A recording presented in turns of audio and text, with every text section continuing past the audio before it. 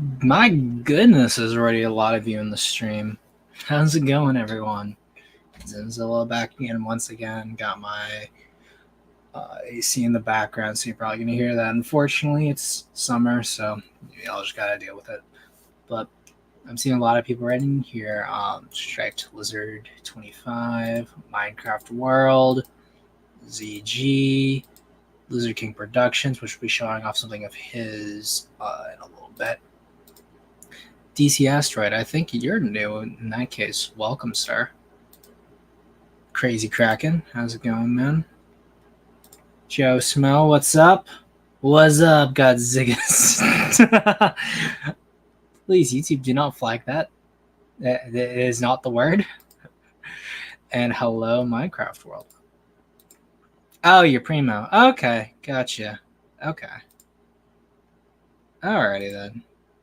Because I thought you had a different account, although I may have just been, I may have been mistaken. So in that case, I apologize. But yeah, so how's everyone doing tonight? Everyone enjoying themselves? Everyone had a good Sunday? Refreshed for the next week where you have to do more work and you feel sad about it and then you drink to do all your problems away? Or is that just me? It's probably just me, though. But as always, you know how we do it. It's going to be a little bit of Gigabash before we begin. So this is the part of the stream where you get to ask me any questions you may have, and from there, then I'll start bringing people in to talk about what is really going to be the main kind of thing of the stream tonight, that being the Kaiju pitches, outlines. Those would be the best things to describe them in this case. Outlines for your stories that you're going to do for your short stories, and then designs. So that's going to be fun. But if anyone's got any questions beforehand, sort of they don't really know exactly like what they kind of like need to get in on this in terms of getting this from the final stages of sort of the outline process here, doing all the different kinds of edits, and then getting it published. So if you guys have any questions about that while I do a few games, definitely let me know. I may stay on for this one from now. Okay.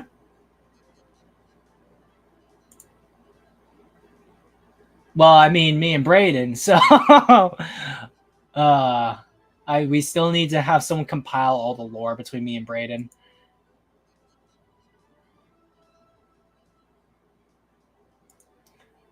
What's the short story word limit? As little as 3,500 or 3,500 words and 7,500 words is the maximum.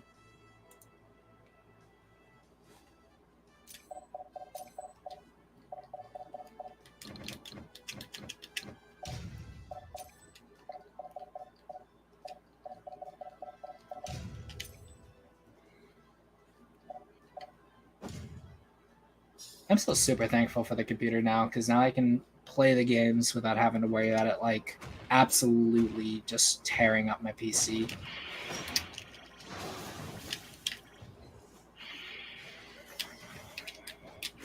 Ooh, that was close.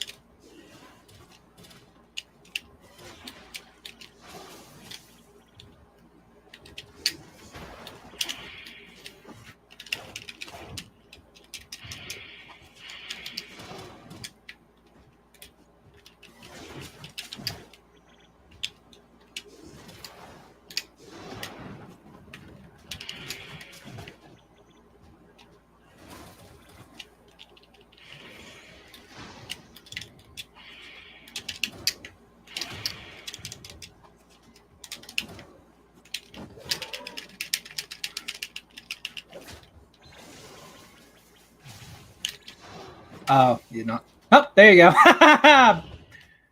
Rest in piss. You need to do a Giga Bash tournament stream at some point. Yeah, I should do that as a what's it called? a poll on stream. The issue is that not everyone has Gigabash on PC, though. That's the thing. I'd have to see who has Gigabash on PC, and then as a result, I can be like, I can know how many people can play it, because I don't think Gigabash has crossplay. That's the problem.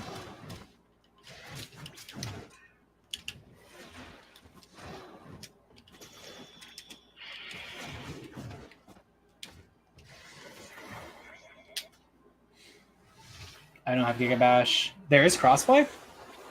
Oh, okay. If there's crossplay, then yeah. That works for me.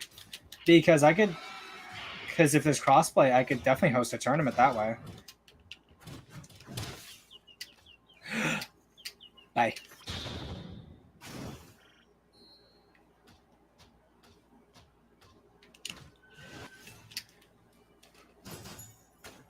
Was good. Brandine is also in here as well.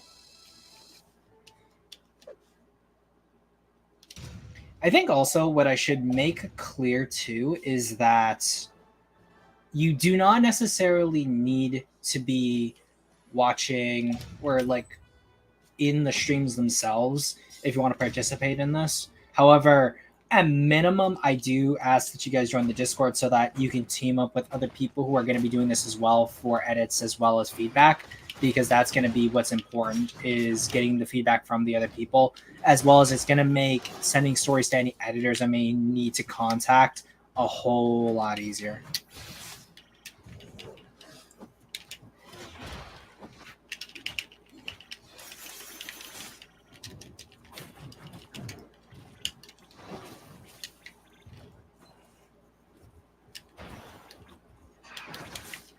Did not block properly.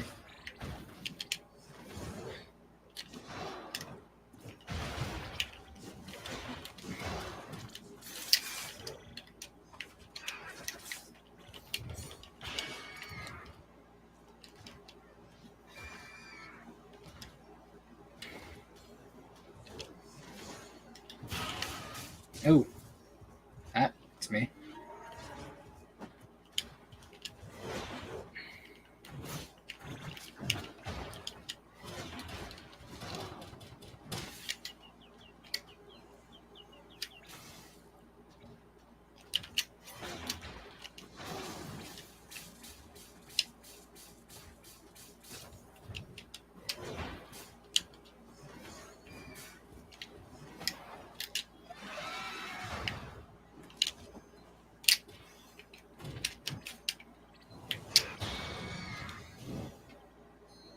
Alrighty.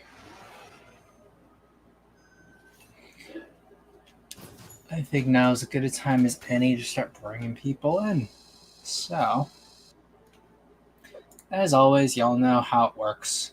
If you're in the Discord, you obviously are getting the invites. I do recommend joining up for the Discord because, one, it's free, and like I mentioned, it is going to be what helps me primarily work with my editors, and you can work with everyone else here. So let me just do that.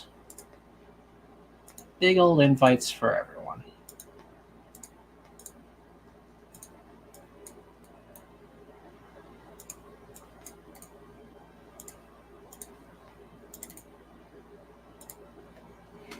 So there's that. And do the invite as well for everyone who's in the Discord so that we can get you guys in here. There we go. That was cheap. That was also cheap.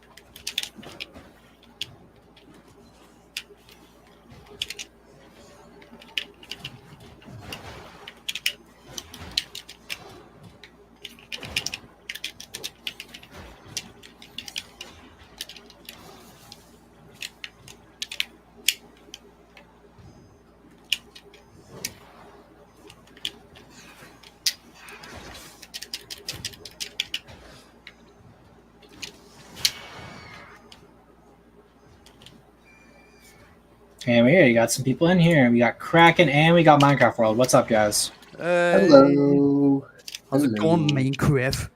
It's going good. I went to watch Deadpool and Wolverine earlier this week, so that was fun. Hell yeah, you know it.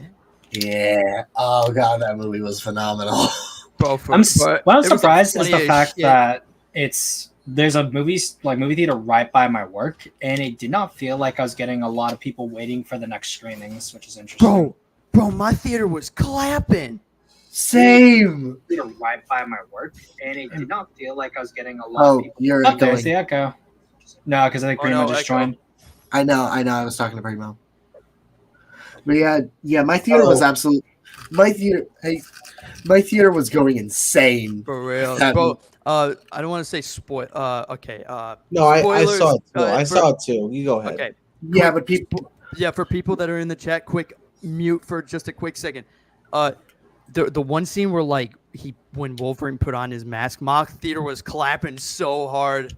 Oh no. I was clapping. The sequence right after that was even better. Oh, yeah. Remember the shot they were jumping out of the bus? Yeah. That was crazy. Oh god, that movie. Yeah. My god. Yeah. My mom didn't really like it, but it's partially because the film was way too bloody for her taste. So yeah, I can understand that. And she's not the largest fan of the X. Yeah, she's also not the largest fan of the X-Men. So I kind of got a little uncontrolled in the movie because I feel like there was a little bit too much blood. Yeah, no, it started off with me. Yeah. Again, I'm trying not to spoil. Just one scene in the TVA where he's getting that tailor and he's got that suit, and he walks out saying how he likes the suit, and then he says the tailor's like a predator. Dude, I laughed so loud when he said that. My brother was like, "Dude, calm down." Oh man, bro, my theater. I think the biggest part where my theater was laughing was the part where the Wolverine skeleton popped up. The opening credit sequence as a whole was just god. That's where I knew this movie knew where it was going. That's where I knew this movie was going to be fun. The end credit scene was the funniest part, though. I didn't stay for the post credits. You should have seen it. It was so fucking hilarious. Look, in my defense, it was midnight, and me and my mom and my middle brother were tired. So true. I'll basically tell you, it's not anything big. It's not like they're setting up for Avengers 5. No, it's something funny. So you remember the Captain America guy who got skinned by the woman? Yeah, basically the end credit was where there was a camera recording all the things that he was saying that apparently that he didn't or that he claimed. Yeah, he was saying all that stuff, and it was on the camera, and then Deadpool was like, "Yep, got you." Oh, I saw someone told me about that. Yeah. Did you see Robert being Doomsday? Robert Downey Jr. Did you actually see the one clip? They did a surprise screening of Deadpool and Wolverine at Comic-Con. My brother showed me the clip of that, and God, I wish I was there. Oh. I wish I was there for that. Goodness gracious, that would have been awesome. I remember the one scene I can't forget is that when this is my last thing for spoiling, but they Deadpool and Wolverine are in that the Honda Odyssey car. And, that was funny. That scene was funny alone. Wolverine's like, "You say one more word, and I'm done," or something. And I don't know what the word was, but he said that word was it sounded so funny that my brother literally had this squirt laughter or something. It was or something. But I did it too because I was in the mid process of him saying that word. I didn't even know what it was. I don't know if you guys know it too, but I'm planning to rewatch the movie. I'm planning to rewatch the movie later. God, I love that. Well, they said who wins, Deadpool or Wolverine? If you're talking about in the movie, there wasn't. I don't think there was a clear a definitive winner. Yeah, there really wasn't a winner. They were just kind of, trying to kill each other, but then we just kept failing. They fought twice, and both times it was technically a draw. Yeah. Mhm. So No, but in the van, I found it funny where like I think Deadpool may have said it because he always makes those type of I'm gonna stuff. I'm But gonna fight. he said something that made it so sexual, and then when they were battling in the car, I was just in my head thinking, "Oh yeah, no, this is how two people fuck in the car."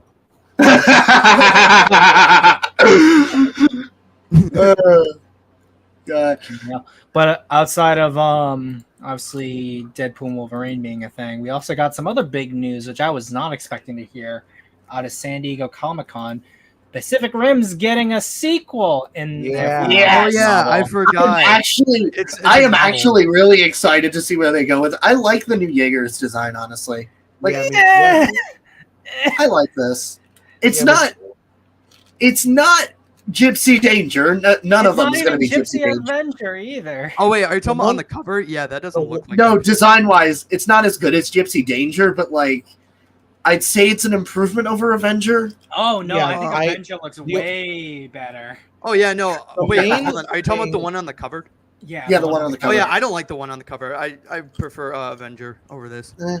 The main thing I don't like is the name. It's just I would prefer this to be Gypsy Avenger, but like they wasted that name from What's- Uprising. What's the name for this one? Gypsy.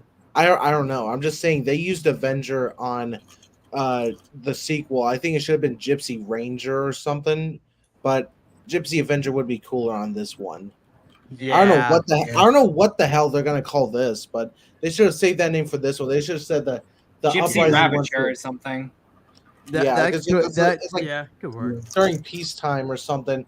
You know, Yeah. you're gonna want like a ranger or something to check things out or something. I don't know, but Gypsy Defender Ranger, or something. yeah, I don't know. Just this would be Avenger, not the last Yeah. one. This should. Yeah, that's fair. This one should be Avenger. Yeah. Yeah, I'm Yeah, interested I to think see where that, this one goes. They brought Riley back, even though I thought like there was like extra material saying he was dead or something. Whoa, I Probably. thought you were dead. My death Yeah. was. Yeah, I remember something about that where he got. I think it was that he got cancer after the whole breach thing. Yeah, no, I thought that too. Which okay, fair, but like what an anticlimactic way to go out. That's worse than Yeah. Mako. That's In a worse than what world- Mako did. In a world of kaiju, you die by disease. How the hell do you live off of that? I mean, like, what's it called? It's like, imagine bro, you're imagine dying if of it old was like a- age, and that's what happens. So you just die of old age. You're like, oh, at least I didn't Bro- get stepped on. Bro, Peace. imagine like- if it was like a COVID-19 situation where like, oh, when the breach happened, there was like a whole disease happening, but then they found a cure or something. I don't know. Hmm. Yeah, it's like sort of like Skull Island. Like you live in Skull Island, and you're surrounded by all these like creatures that want to kill you. And out of all the creatures that that you escape from, you die by a bullet. Yeah. Right? Yeah. Mhm. Or you did no. Or food You poisoning. die because of wound infection or something like that. Oh, Probably, just- yeah. Like berries or something. Yeah. I also Unless like there was like a looking, type of like, leaf here medicine they too, had. Like looking at like the eagle symbol, it just looks super weird and rounded. It doesn't that look one like too. anything from the Pacific Rim universe, if I'm gonna be honest. Like, yeah, the title's Yeah. there, but, like not. I know. looks like a scarab I'm- or something. I'm Yeah. interested to see where they go with this, but ooh boy, Uprising. You know what a lot I'm of damage also to Pacific questioning Rim's is world that building. is this a comic or is this like a book just with words and we don't get to see any new kaiju designs or anything? No, I think this is a graphic novel. I think. Yeah, it's a graphic novel. So, Okay. Fuck. So at least they're keeping it in a visual medium. mhm, With that. True. Cinematography might be better. mhm. Oh, absolutely. Sea monster. Monster. Yeah. Yeah. I'm But here's the interested other thing to too see- is that like it's gonna be really weird to have what was Stacker's son's name? Jake? It was Jake, right? Jake. Yeah, Jake Yeah. kind of. Yeah. It's gonna be really weird to have Riley and Jake talk because unless Stacker never mentioned Jake, then it's gonna be like it's a lot of like weird interactions that are gonna have to happen. Yeah, Wait, they- I just saw Pacific Rim the Black recently. I can't tell if I'm wrong, but I just want to make sure that through you guys, didn't that Australian dude from the first movie show up and die? Herc? Uh, Yeah, Herc There was He was solo piloting a show. oh Was that him? yeah. I can't remember. I need to rewatch The Black. Yeah, I don't remember Yeah. shit. I need to rewatch The only the things movie. I remember, Black, but I forgot to look him up. But the only things I remember about the Black was like, oh, Yeah. it was like way later in the future, and then all of a sudden, like, you know, people were hiding in these secret areas from the kaiju, and then like, one day, like, their whole village gets destroyed, and then 2 kids are left looking for their parents in a Jaeger. Yeah, That's what all I happened. remember. And then I also remember Yeah. that weird kaiju Satan organization thing. Yeah, Sisters of the With Kaiju. the That big cult. dogs, yeah. Something that Jeremy Robinson would later do with the Nemesis reboot later down the line, and I would argue it's better there. Like it's better done there. So What? kaiju worshipping cult. So Yeah. Yeah. thing is, Those are a guys. kaiju worshipping cult actually has a lot of potential, and Yeah, no, Dude, Heart man, like, was it- black. You can. So- It has a lot of potential to do like it's. It has a lot of potential to make the world feel more grand, like you know. yeah, Yeah. and I feel like the Black did its best with it up until the ending, which the ending, while I can't say was Yeah. unsatisfying, definitely had its shortcomings. Mhm. I can't Right. remember Yeah, exactly I what just- happened, but didn't like they defeat that other giant kaiju and find like those military bases or whatever? yeah, they killed off Yeah. the Category 6, and they went back Yeah. to their father. But the thing I didn't like about the ending is how, you know, like what Minecraft the World said, it's shortcomings. Like, what's Mia, the girl with the gun or something? You know, May. she's not part of the me. I forgot her name. Yeah, Oh, May, that's her name. That is the Is That she is gonna the- live with the family or something, or is she gonna like go on her own and find her family in the Black or something? But it literally just ended Yeah. with them at the reuniting, and then they go to their mother's like tombstone or something, and it cuts it right there.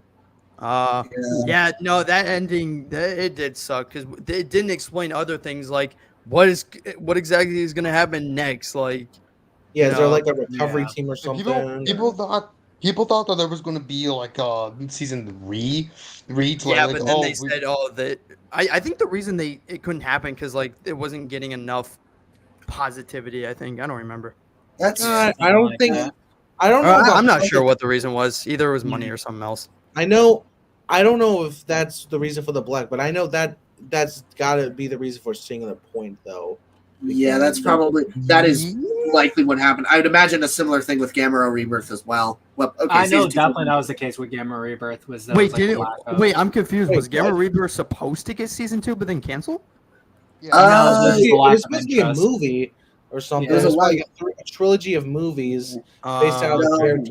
No, That's wait, right. no. The creator had ideas for 5 different seasons, and he said if this show did well, it would get continuation. It did not do well. It did not do well. No. I'm gonna tell you Which what. There's characters in that show I have a problem with, especially that young American kid. He got better.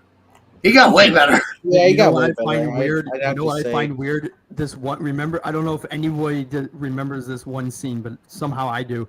Remember the one scene where he found out that one of his friends was a woman, and he's like, "Oh." Yeah.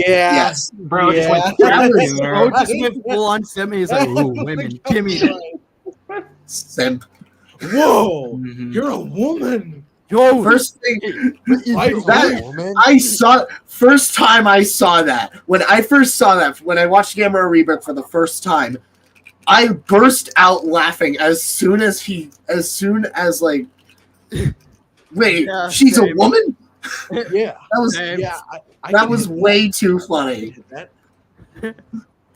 Yeah. That But- show really needs to be looked at a lot more. That show deserved a lot more than what it got. No, For- deserves a lot more than what it has. my Definitely buddies and deserves I were better watching the graphics, season, 'cause and I then when that swear- one scene came out, we were all laughing our asses off. Yeah. Cool. To show off something I know someone wanted to show off for the stream, it was Yeah, looking anyone productions, Oh, sorry. and he had at least 4 different Godzilla source designs that he wanted to show off for the stream. So these are all 4 of them right next to each other. So Yeah, he posted that on the Titanic Creations Discord, I think. I saw that on Yeah. there. yeah, So yeah, has the Real first quick one. question: Where do we post our things? Do we? It's going to be in stream submissions after the stream. Okay, so we post them now, or do we wait until You can post them now, and then when it's your turn, I'll bring them up for you, and everything should be in stream submissions. And then after stream, I'll explain more in detail. Where are stream submissions? It should be under the art tab in the Discord. Oh, okay. Yeah, it's one more it's thing. the second to last one above the voice chat. One more thing. When we share our stories, do we read them out loud? Am I correct? No, because it's only an outline that you're presenting for the stream. So, Okay, so we just send mine. Mine's typed in a Word document, but do I just send that through the submission channel too? yeah. Well, you'll be sending everything to like the partners that you're going to be paired with after the stream and stuff. The my partners. Yeah, because I'll just remind we're getting everyone. paired. So everyone's gonna get paired with either one person or multiple people, depending on how many people join up after the stream as well. And you're just gonna be sending your information to them as well, so that they'll be able to look at your stories and stuff and get feedback. Quick question. Yes. For Kaiju stories.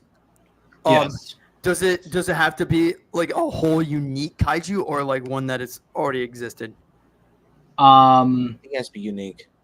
Like as in like you mean like do you mean like a character you've already made or like a property? Like somebody else's character. Yeah. Like an official character? Yeah. Yeah, it has to be original. Okay, gotcha. Because you're probably gonna laugh at this, but for the past 2 hours, I've been fucking speed running. Oh, you're trying to like speed run like a Speedrunning Godzilla what? story or Yeah, something? because I've had the speedrunning shittiest what? day, and then not only that, but I was working yesterday, so I was like, I've been trying to speed run this. No, I feel you. Literally, I was doing work. I was working today too, so I was like, oof. But the thing is for me was that I was supposed to go to work today, but then all of a sudden my hands and feet were in total pain and I couldn't even walk. Oh, you got a cramp then. What do you work as? Like, where do you? I work at like in a big grocery store, and I'm supposed to like Oh, carry a lot of carts and mobbing and. Oh, that explains a lot. Okay. Yeah. Can I explains a guess lot. Walmart? I've had my fair share. No. Oh, not that big. I'm joking.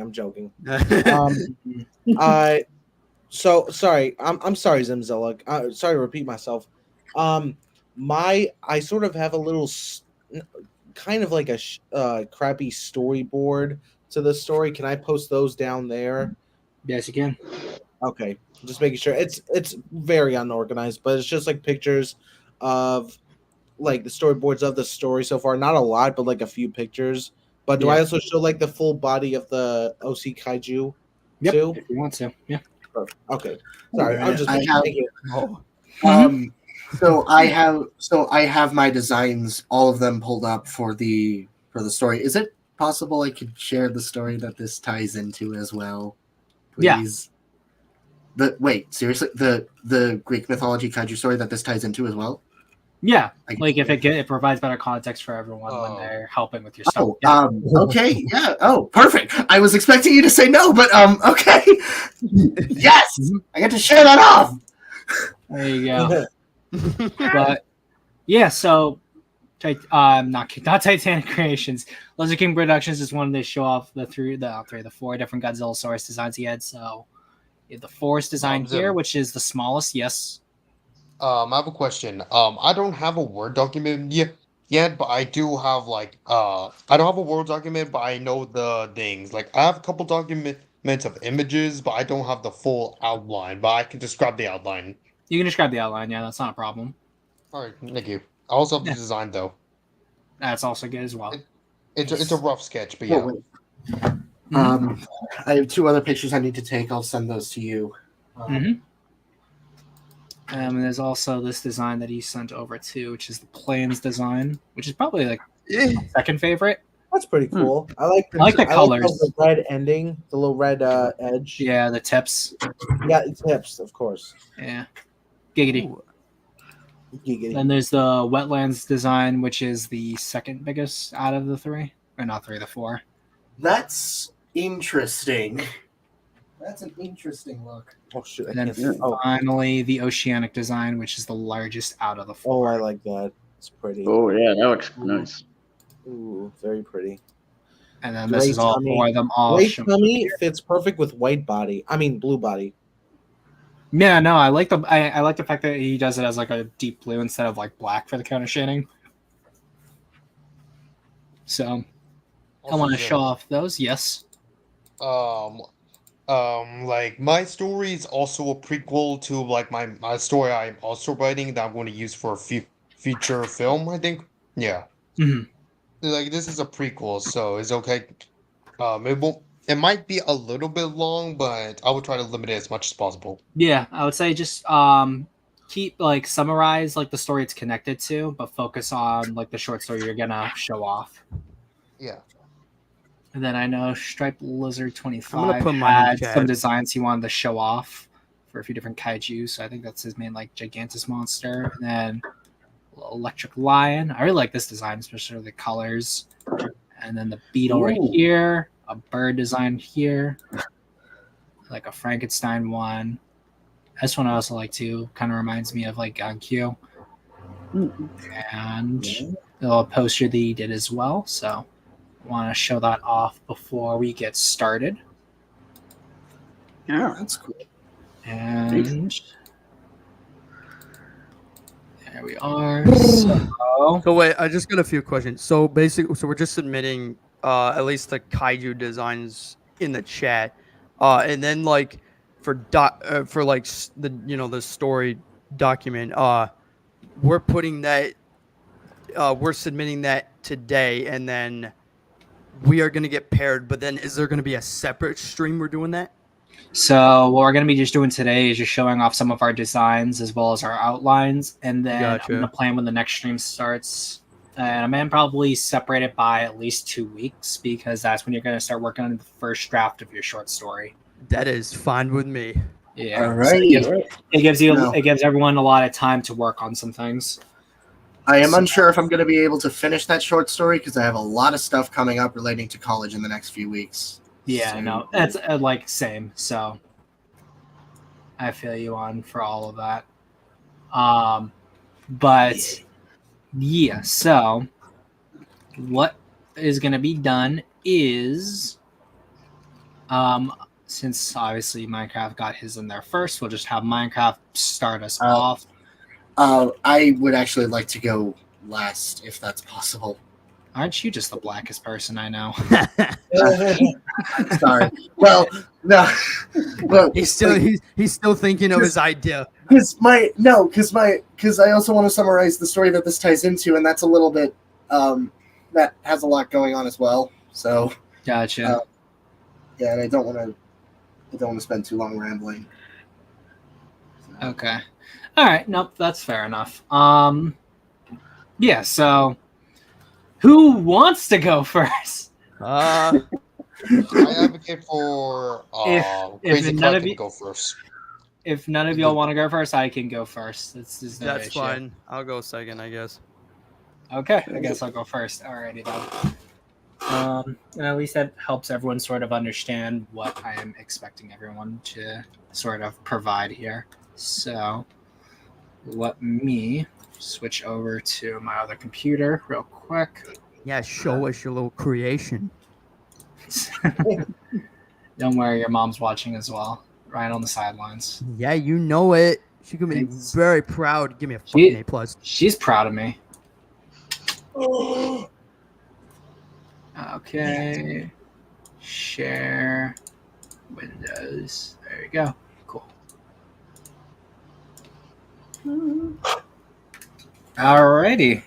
And let's see if it's gonna. Is it gonna? There we go. Cool.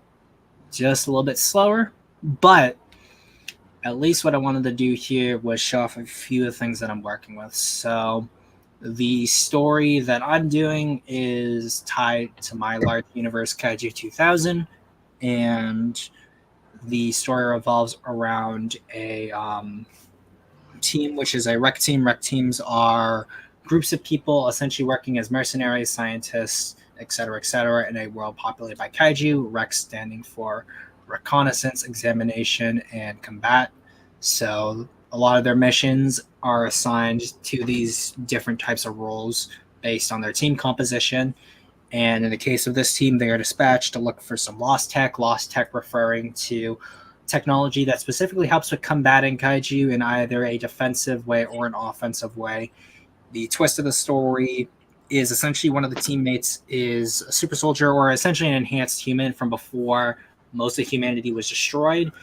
And the theme is specifically focusing on learning from the past to like guide a better future. So essentially, I wanted to work with 4 characters in particular and sort of have a lot of their interactions be focused around how different the world is, since it just takes place in our own world. And I specifically had it take place in New England since I know New England living here, and I wanted to sort of have characters be focused on things that were common to the everyday person and sort of have that be the underlying tragedy of the story is that. As for the monsters that I wanted to include, obviously, G-Rex or Gigatyrannus Rex is the main kaiju of like this portion of the world, so I wanted to have him at least take part in like a main story that I'm working on at the moment.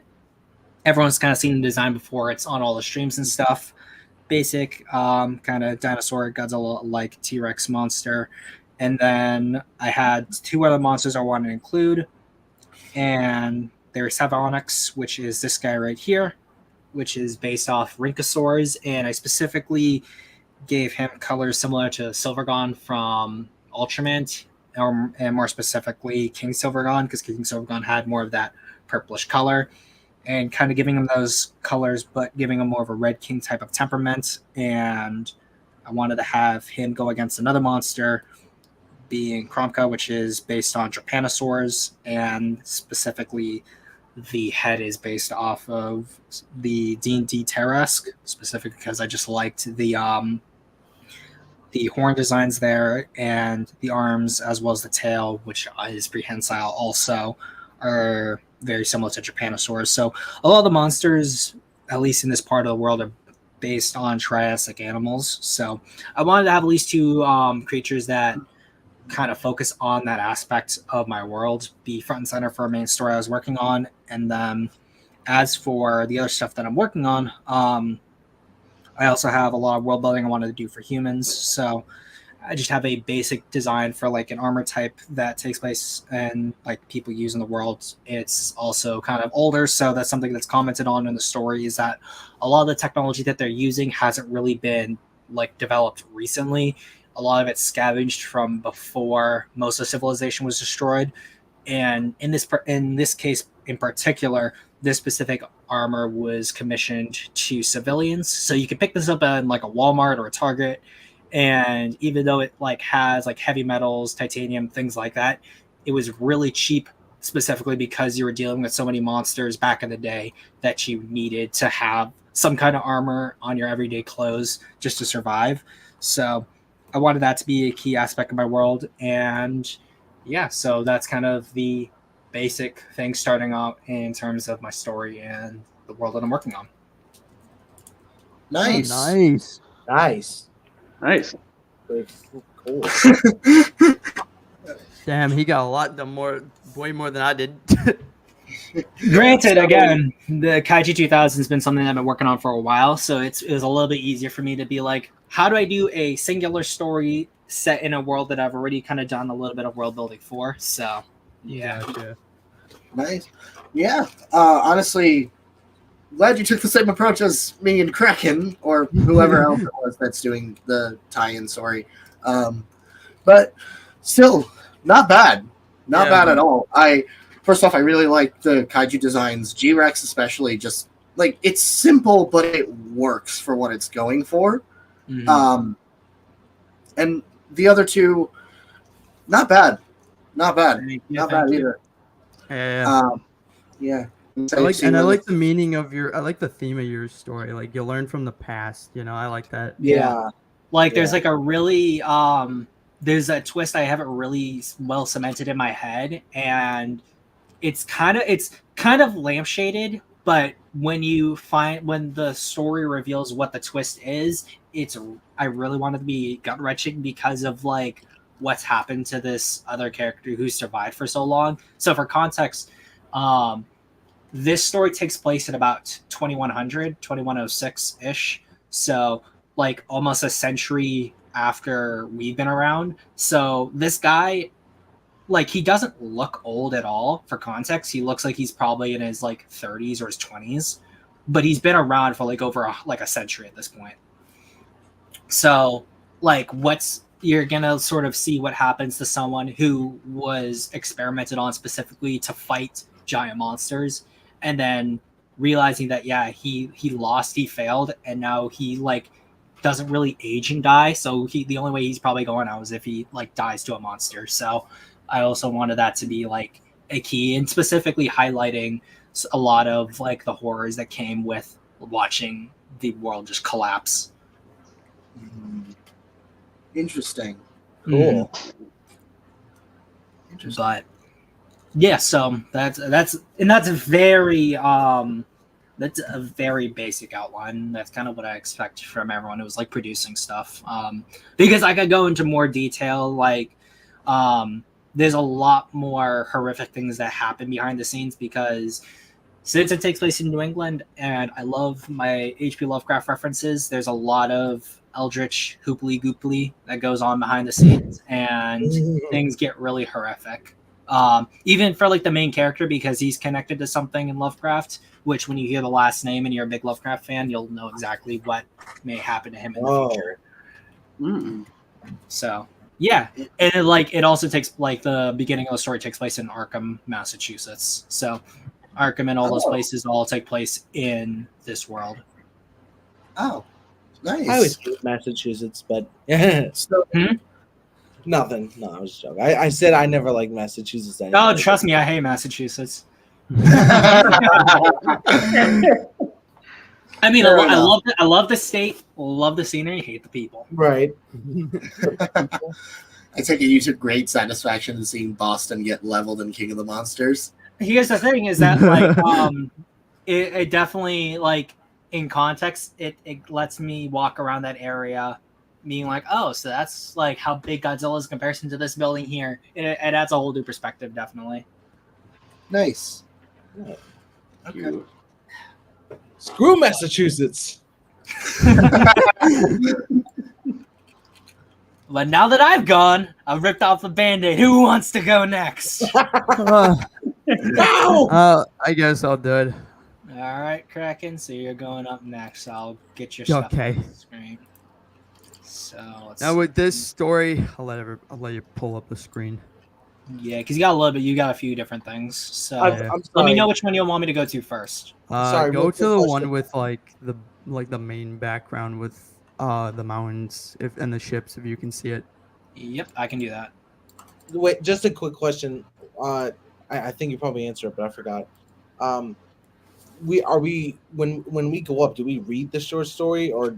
We're not reading the short story. We're just giving essentially like a small summary. Yeah, at the So moment already- we're just kind of telling like the little idea of what's going on in the story. Okay, well, I'm okay with it. It's just I've been sweating over here typing. My mouse cursor been like covered in sweat because of typing so freaking fast. I saw the deadline. I saw like 8 minutes to 1 minute, and then and then I see the thing switch to 0 and they say 8 minutes left. I was like, oh, thank God. But I've been sweating over this thing. I thought it was something I had to read out loud. But anyway, go ahead. Sorry.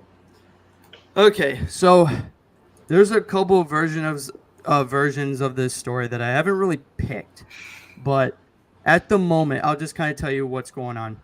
The basic thing of what's going on is like this is a fantasy type world, so it's kind of like Lord of the Rings / Pacific Rim kind of stuff. Mm-hmm. So basically, oh boy, again, I haven't really gotten too much into it, but basically the main idea is there was a young man that wanted to be in the army for the kingdom, and he didn't. But the thing is, he didn't really have the courage to do anything until he kind of had a little bit of courage to sign up. And oh boy, I'm trying to think. Again, I haven't really thought about it too much, so bear with me on this. So I'm not laughing. You're good. all right, no, it's fine. It's fine. So for the kaiju in this story, they're not like monsters. They're not like evil creatures at all. They're basically just normal animals, and everybody and the humans in this world know about that. They know, but for human villain wise, the general that works for the king believes that they will eventually turn on the world because, at least in this universe, there's a prophecy that kaiju will destroy mankind and they will turn on one another and the world will be destroyed. But then when like the general sees that and tries to, capture all the kaiju, and when the event happens of like, oh, they're being, or he uses magic to kind of take them over and use them so that kaiju don't turn against the world. But then when something happens and when the hero tries to fix it all, they end up destroying part of the kingdom, but it wasn't the prophecy they were looking for. But I mean, that's basically the idea of this story. I'm trying to figure it out more, but Cool. Interesting. Do you want me to show off the two monsters that you had in there? Or no? Yeah, there's two monsters in that picture, but one of them is kind of the same. So is that first monster your profile pic? Kinda. It's like a whole redesign and everything. Mm-hmm. Oh. Huh. Okay. Well, yeah. Not bad. Yeah, it's kind of like it's based off of a Leviathan and a Kraken. So yeah, it reminds me of something kind of like if you gave it extra eyes, it wouldn't feel out of place in like Subnautica, for example. Honestly, I wouldn't mind seeing this in a Godzilla movie. Like something similar to this, like has like tentacles, but it's also like you get what I mean. I wouldn't mind seeing something like this in the MonsterVerse. I mean, we kind of already have that with one Titan. I forgot her name, but like it was the Titan that Godzilla saved from the oil rig. Nakika. Nakika? Yeah. Yeah, Titanus Nakika. Yeah, Formerly known as Titanus Kraken. No. Kraken is from Skull Island. Well, here's the thing: is that there's like 3 different Krakens in the MonsterVerse. Yeah, there's like one in King of the Monsters that was sleeping on a submarine or something. Yeah, and that one facility, and then there's Nakika, and then there's Kraken from Skull Island, the anime. Yeah, and then Godzilla faced a 4th one as well. Like Skull Island Kraken better than Skullcrawler or whatever. Every Kong villain, Kraken's my favorite. And Godzilla faced a 4th one in Godzilla vs. Kong vs. Justice League. So, that. Oh, now this kaiju, I'm reading the novelization, but yeah. Yeah, the novelization's fantastic. Novelization's really good. Greg Keyes does a great job with his work. Also, cool. Yeah, I bought both GVK and GXK. I'm right at the part where Godzilla's gonna attack the Tasmanian Sea. But dude, yeah, no, I love how there's like little mini stories and how they perfectly lead up to that, the events of the film. Yeah, I've read both of them. The movie. That I finished the GXK novelization before leaving for DFest, and it was just like there were multiple pieces in that novelization, especially towards the ending, where I thought, why wasn't this in the actual movie? Oh boy. Oh boy. Time to cry. Cry. But yeah. Anyways, awesome design. That's cool. Thanks. Yeah, That's this cool. one I just kind of made up in a second. I didn't even think about it big too much, but like it's just basically a kind of Godzilla based off idea. It's not Godzilla obviously, Nice. but it's based off of him. Nice. No, I like it. Like you're able to make something really serpentine and slinky, but not make it look too much like just a Zilla kind of. Yeah. It looks which is like nice. It looks like a salamanderized version of Godzilla, and not in the same way that Black Mask does. Mhm. If you know what I'm referring to. Yeah. But yeah, no, I like your idea, especially because like you want to do it more fantasy related. Definitely. Yeah, if you I kind of wanted to stay away from like futuristic stuff because like a lot of kaiju stuff is always in cities, and I'm like, wait, I want to do it in a fantasy world and see how that works. Mm-hmm. Yeah, it's definitely unique. Yeah, I could definitely give like a lot of resources for different fantasy people doing stuff for fantasy things if you need help with that. But yeah, So who's next? Yeah, who's next? I Come up and face. I would, but I don't have enough photos to share. I only sent like 3 because I accidentally sent the storyboard ones out. So I don't know if that would like spoil it, or would that be okay if I post them anyway? I'll just send other Aranu refs or something like that. Oh, what about Sea Monster? Oh, what's it called? Yeah, no, Primo. What you sent in the Discord should be enough. Okay. That's not because I know you're gonna like stare blankly at just the one image. I was like, God, how long is this? So let me bring up the 3 that you have. And actually, I'm gonna post a few more. Sure. Sorry, just freaking quick. Right here. Also, before you go, are we allowed to give plot summaries, like brief plot summaries of it? Is Yeah. that what you guys have been doing recently? Okay, that's what it is. Yeah. Okay, because I have the outline for both stories. No, because I mean, like I get mine a plot summary too, so that's not an issue. That's fair. Oh, yo. Okay, I just sent 5 more. That should be good. You guys have something to look at while I blabber my mouth. All right, cool. Interesting. It's like a King Caesar and then a Kong combined. I was gonna say it reminds me of like King Caesar. Yeah, it's like King Caesar and Kong had sex. That's cool.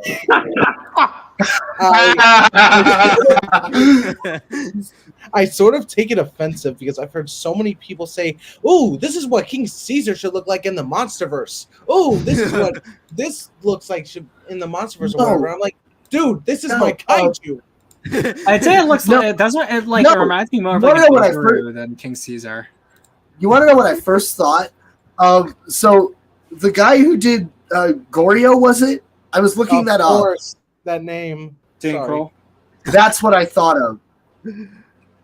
Everyone's been. That's what I thought of. Goryo. Everyone's been calling that too. It looks like Goro from Dragon Ball Z, whatever. It looks like a Gargantua. When you go to the last image with him and the other kaiju, it's like a skull crawler, and then a goat had sex. No, I noticed that you. No, but I'm not making fun of yourself, by the way. I'm not laughing right now because I'm taking that seriously. No, but Primo, I'm not making fun of your stuff. I'm just I'm just hearing. I just want to hear opinions, but yeah. Oh, I like it. I actually like it. Yeah, it's a good look. It's a good look. By the way, you and I actually have very similar design philosophies with our kaiju. So, yeah, mine is basically a winged version of this with a longer tail. I just started a new art style where if you see like right here, this is the first one I have. The black outline's much more sketchy looking. So it's not just a line, it's like a lot more sketchy. So it's just like you see how it's a black line outside the arm, the body, the hair, the everything. Yeah. It's if you look closely, it's more like sketchy looking. That's why I tried looking. That's gonna be my new art style, but I'm trying to look more sketchy looking if you zoom. I can definitely tell that Eric helps. Oh, now this one is awesome! Holy shit! Oh, I swear, if this came out as a new kaiju movie, I'd be fucking paying for this. I would no. This looks like it would be in a comic, and I would read the fuck out of that comic. Art style. You don't need to sell me on the story. Art style alone, I would read the hell out of that comic. Dude, Eric Zimcast is awesome, and I definitely want him to draw. I definitely want him to draw Aranu fighting Jay Kano, but I don't know if he does comics. So I'm looking forward to Jay Drawsick because his prices are more reasonable. Yeah, but I might draw myself since I'm an artist, but I'm also shitty.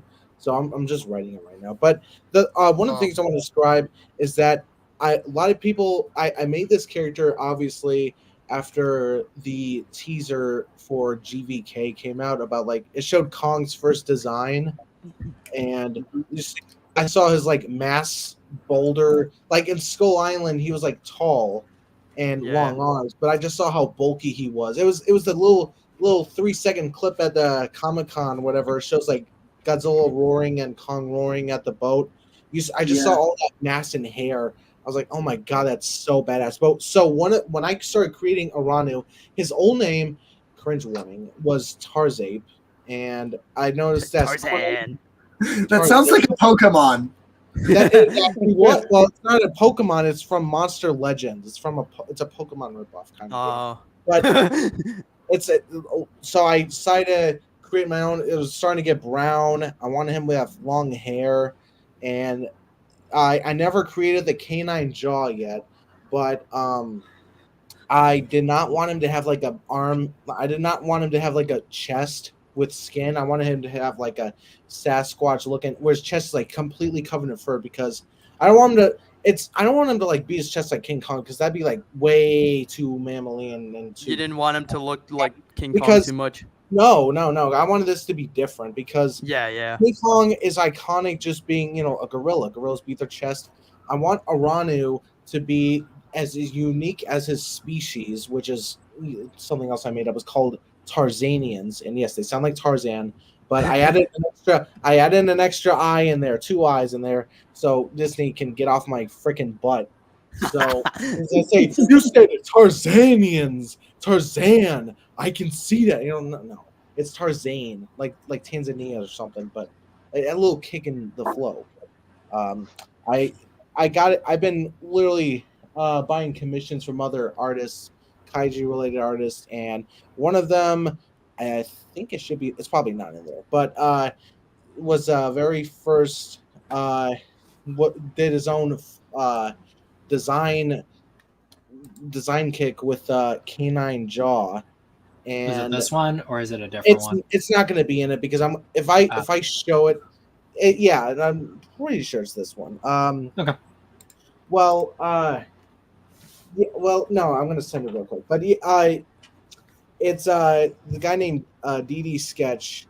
I really love the guy, but at first I wanted him to have like a wide mouth, so I had no creativity whatsoever. But canine jaw, not to be like all sharp or anything. I wanted it to be like some, what do you call it, molars, or like a point. There's like canine. No, canine's the sharp. But I have it right here real quick. Sorry, I'm boring you. I'm gonna edit this piece out real quick, and then I'm gonna send it. But this is the commission piece that he made. It was like $20, but it was the best $20. I'm gonna send it right now. Brace yourself. But I'm gonna send it right now. Let's see this sexy boy. Well, this is I forgot to mention, this is really old. It's like 2 years old. Oh, and okay. But what the one you're looking at now is Primo Matt, which was made like a year ago. I'm hurrying, but and that's when I first started giving him like the gray skin on the shoulders, because I didn't want him to be completely covered in fur. I want to show some muscle and a tail. So like Kong has no tail. I want him to have a little bear tail in there. Look at that thick ass. This is the one that inspired the canine jaw. But yeah, he's got that American ass right there. That's America's ass. He looks like he's got like a lion's mane. Yeah, I like the mane. I like kind of how poofy the mane looks. Yeah, I wanted I think that design will get a lot of hear me outs. I think that design will get a lot of hear me outs. Unfortunately. Which one? Yeah. This one. Yeah, no, this was really old. This is really old. No, this is good. This is good. I will admit, but this one's going to get a lot of hear me outs, though. Unfortunately. Oh well, I don't know. Hear me out what? I mean, you're not wrong. I mean, look at that ass. Oh, no. I'm gonna die. I've dealt with way probably will too. way too many kaiju simps in recent years, and I'm not referring to here. Oh boy. Yeah. We can't let this become the SCP community. The SCP community. Yeah. Oh boy. Well, okay, that side of the SCP community. There are non-sides. Yeah, I know. It's just I've been seeing them more recently. But yeah. Zimzilla, real question. Can I send a YouTube link, like a clip, a very small clip that I edited? Yeah. No? Okay. Well, shit, that's gonna take a while, but you can look through the photos. There's one of his main refs was the Robo Yeti from the Godzilla 1998 series.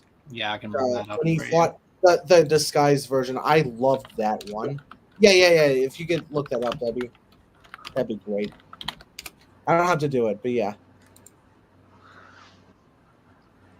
Wikizilla had to do it something. Oh yeah, I was about to say he looked like that from the 98. Okay. Yeah. I can. Yeah, you can. I can see the resemblance. Awesome. And the reason why I gave him a canine jaw was also because of the Robo Yeti's fight skills in this disguised form. There's a clip in the episode. I think the episode's free, but it's in a specific scene in the episode where Godzilla and the Robo Yeti fight, and he grabs Godzilla and bites him on the neck. That's what really gave me the idea to give him a canine, jaw, so he could do something like that in my kaiju story, because I really like his fight maneuvers and how he's throwing things around. It's not how I imagine it, but most of Aranu was built out of this character. Mm. Gotcha. Nice. I can see the resemblance. Oh shit! How'd you find it? Because you sent it. No, I deleted it. Then I must have. No, it's still there. Yeah. There's more. Okay, no. There's this was supposed to be part of the storyboard of the Tarzan, where he comes from, Tarzanian Island. Before it was destroyed, Aranu suffers from slight amnesia, so he doesn't remember what happened. But this is supposed to be part of a flashback. God, I'm sorry, I'm really good with the shading. This is a really good image for me.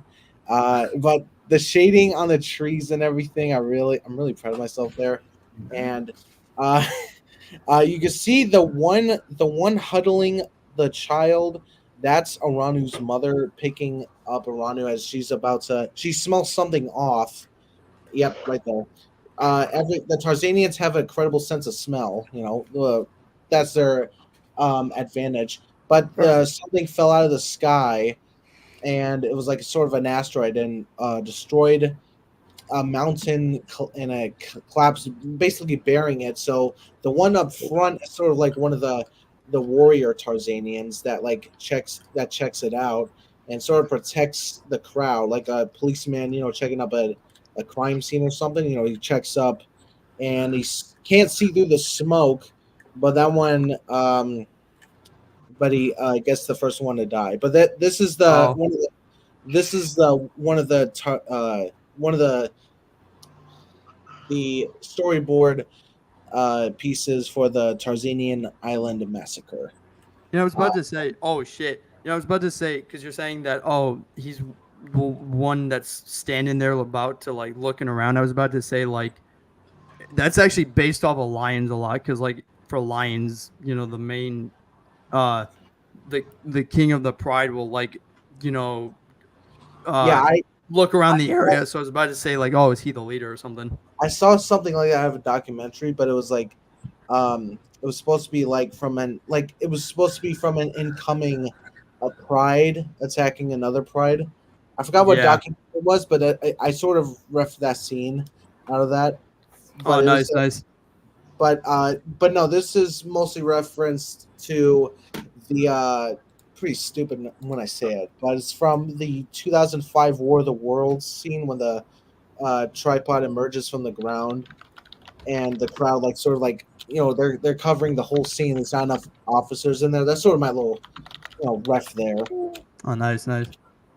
But yeah, I'm sorry, I've been talking too much. Did I say about my kaiju verse at all, or No. You haven't brought up the verse much or the specific story.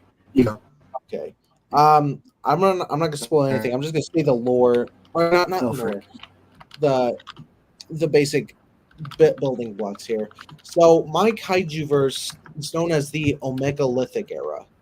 It takes place before the humans, before the dinosaurs, and it's when the elements are very, very rich, and the trees, the oxygen is very heavy, the water is, very very fresh. Everything's very fresh. The atmosphere too. That's why there's mostly kaiju there, because the kaiju have heavy, well, gargantuans is what I call them. The gargantuans, they have heavy lungs, so they take that heavy oxygen and breathe it like normally we do. Oh, that's smart. Ours is light. That's actually pretty smart. I like that. Thank you. But yeah, this original Aranu starts from Tarzanian Island, but eventually, which is a very isolated island full of Tarzanians, away from the primitive mainland continent. It's full of primitive gargantuas, both reptile, mammal, insects, amphibians, the whole food chain in there. But Aranu comes from, in this picture, Tarzanian Island, where it's almost like a civilization of Tarzanians, but it's actually just a balanced ecosystem with almost like how you can see the 4 Tarzanians behind the male. Those are like the female Tarzanians. They're waiting for their husbands to come back from fishing, but or not fishing, from hunting, but they're supposed to wait with their pups, but obviously they didn't come back, and it's right there. So, but this island was destroyed mysteriously, not by you guys, because I literally spoiled the whole thing already, but eventually Ranu found himself in the primitive mainland. Unknown how he got there or what happened to his mother is a mystery, but he eventually finds he eventually fends for himself until he finds his ally, his only ally, Gargantua Gontarv, the Armored Sheriff. That's his nickname, the Armored Sheriff. But it's not in there. Am I allowed to show that, Zimzilla? So far. Let me see. Let me see if I can find it. I think I have. Did you send it in the chat? Because I don't think I saw it. I don't know if I did. I'll send it right now. Yeah, no problem. My thing's gonna glitch if I go back to the chat. The creature that came from space. Oh no, it's totally not a yellow noodle boy. It's not a noodle boy. Wait. Oh yeah, that's not. You know what I'm talking about. Noodle boy. I know what you're talking about. I know. Yeah. 3 dumb heads. Three heads, one with manners. Oh, I'm stupid. I immediately heard Yellow Noodle Boy and thought of Lego Monkey Kid. I thought you were gonna say like Sanimus or something. I was like, No. no. Come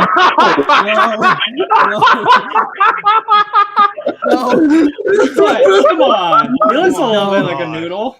He does. With a mask. No, but you know the noodle boy I'm talking about. This looks like something that will be on Star Wars, to be honest.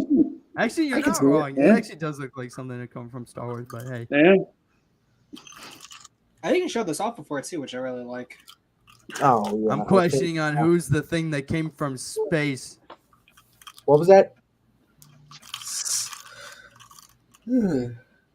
So, wait, someone have a question? Oh, I said I'm questioning what the hell the thing from space is. I try not to spoil it, but it's Oh, well then don't say. Yeah, It's totally not a chicken with saws. It totally can't be him. It's totally not. It can't be the man. It's totally not a creature that's going to steal the DNA of other earthly monsters to go on a rampage in New York. It's It can't surely be a not drag. something made out of crystals. It can't be a I dragon. think they'll be made out of bark. It can't be a bunch of like Barkwood. extra dimensional dragonflies created from black holes for coming out No, of no, no, there. no. Tap into the ridiculousness. That I'm gonna. It can't be I any might actually, people.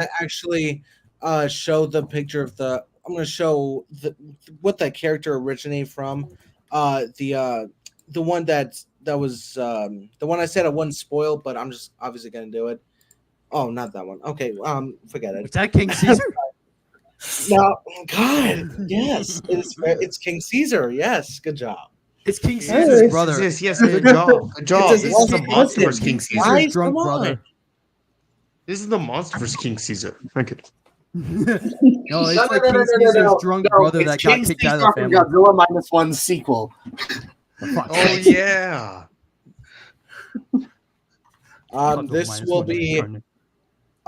This will be Aranu's first antagonist. Won't be a quick one, but it's going to be quite challenging because this one, his name is Jake Hano.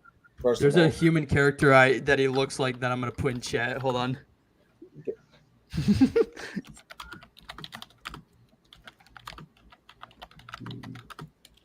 Come on, where is it? Fuck, I said all men. Who said that?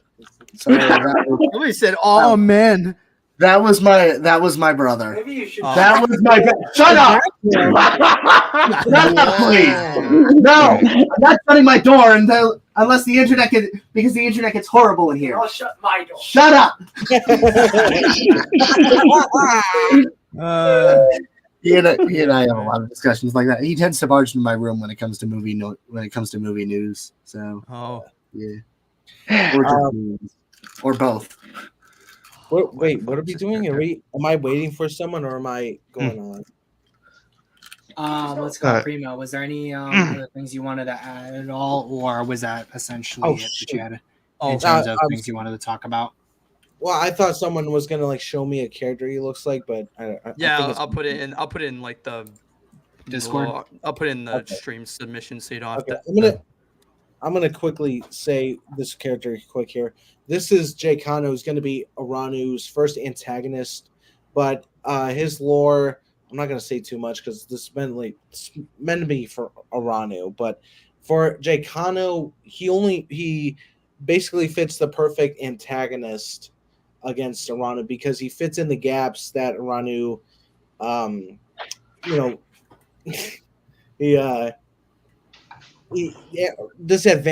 has disadvantages and Jake Hano has them. He has agility and speed along with lone claws. This is an old design, but that's basically what its structure is. It's a lion kaiju. It's originally supposed to be a cheetah, but I think like a little more mane and triceratops looking horns and saber-toothed teeth might make him look cool. I guess it does. But his teeth are supposed to be more jagged, sort of like a saw sort of teeth, but his teeth are too pointy. He has a bigger lower jaw. But this is supposed to be his design. It's gray. It's red fur. Totally doesn't look like Simba from Lion King. I guarantee. Not to say. Hey, I like it. I like the lion type I didn't design. see the resemblance until you pointed it out. I do like this. I like the skinny. I like the skinny type that he has. That's interesting. Yeah, we made the jokes earlier, but honestly, not terrible. Not a terrible design. I love myself some mammalian kaiju designs. So, Same. Yeah. Oh, you guys will be interested in mine being, but yeah. Yeah. But yeah, so basically the Omegalithic era is a prehistoric era for gargantuans, including, this one, Jake Hano. He comes from a lion pride family who eventually killed every part of the member of the pride, and including everything on his territory grounds, his pride land sort of. But eventually he goes like searching for more, a better, habitat to hunt on, and he moves on to the next. And then he finds Aranu and sort of like taunts him by killing off a herd and leaving the bodies for his reaction. But he then finds Gontarv, so he likes both of them. He wants to challenge both of them, but he takes off one by one. So he goes after Gontarv, and then he goes after Aranu. But he first wants to see the reaction for his destruction by leaving a herd of dead gargantuas, sort of resemblant of this one scene from Prey about like the buffaloes left for dead from the French. Yeah. Oh, That's not, yeah. I- Sort of like that. I was thinking, Or if you guys saw Primal, where it showed like the Therizinosaurus killing the Triceratops. Yeah, that too. oh yeah. yeah. I was more so thinking of Jurassic World with the whole Apatosaurus. That too, yeah. Yeah. Jurassic World, the Apatosaurus killing for sport sort of thing, yeah, that too. Oh, ooh, me likey. TLDR. So basically, he is he's malicious one son. He's one malicious son of a bitch. Yep, he's malevolent of a fricker. Oh, this is gonna be interesting. For a reason. So, and there is one. Although he killed all the other Acropyrus, that's a species name. It's Acropyrus, like acrobat pyrus. So it's pirate. So, Arg, maybe I'm gonna kill for sport. but he does have a female. I don't have the art yet. I'm not gonna send it because I'm wasting too much time already. Fair. He does have a female mate who he abuses, and Oh, no. Ooh. Fuck Yeah. sakes. She is loyal to him, but when Aranu investigates like Jay Kano's killings, he tracks him to his den, but he's off hunting, and instead Aranu finds his mate, sort of like those like skinny naked cats that like some people Yeah. have. It's like that, but sort of like a panther sort of form. So there's like no fur, just a skinny four-legged cat. Ooh. Oh, And she Wow. has. The problem is she would have had the ability to beat Aranu, to taking down Aranu, but the problem is that Jay Kano was abusive to her, so some of her injuries like slowed her down. So no one was aiding her. Aranu had the advantage and killed her and made Jay Kano angry, even though he abused her.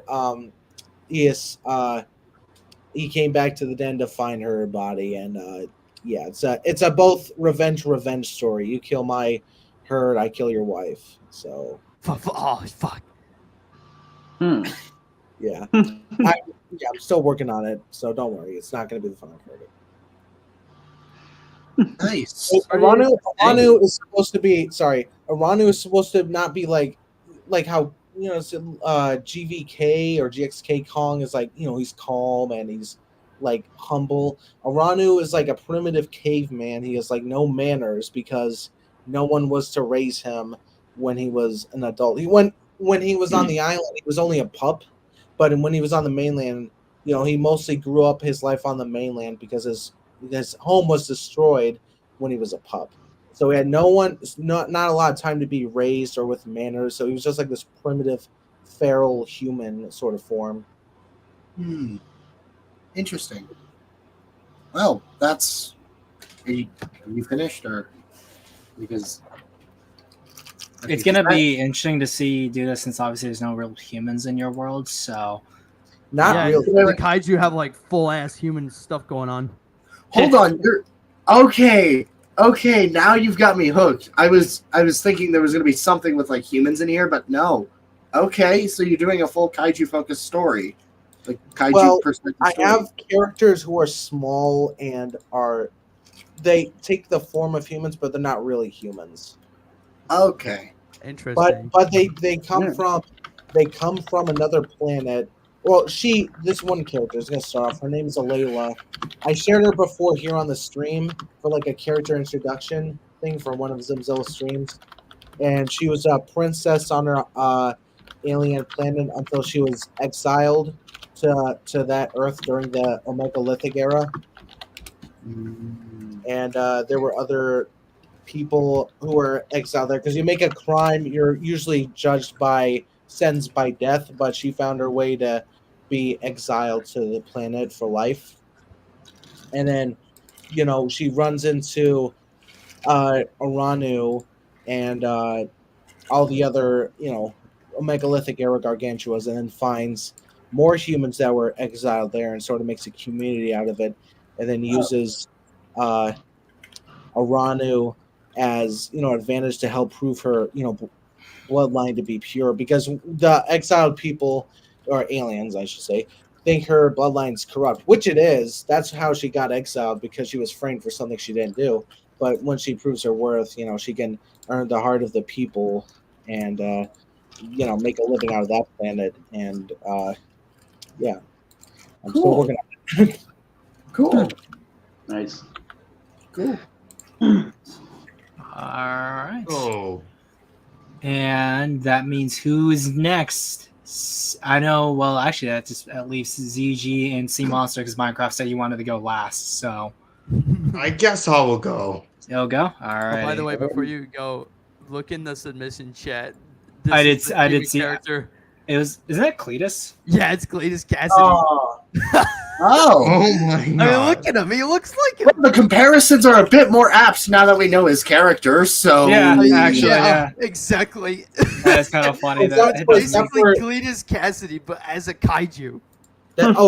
For Jay Kano? Hmm. Is that? Sorry, I'm reading wrong. Is that the character you related him to? It's the Yeah. one above. Cletus is the one that I put, and then it's The lion kaiju that's one? above him. yeah, the line one. Yeah. Jay Kano? Yeah. Okay, no, I get you. Now Yeah. I see it. I never did it before because But- I never read a lot of Marvel comics. I just saw the Venom Let There Be Carnage Cassidy. I didn't like that one, but No one Yeah, likes I didn't that like one. him I see either, what you so- get. I see what you get. Yeah, Yeah, the comparisons are extremely apt. I know. It's oh my.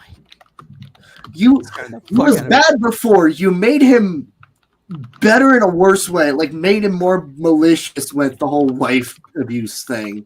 Oh, That interesting. Anyways, all right. I was going to let you know.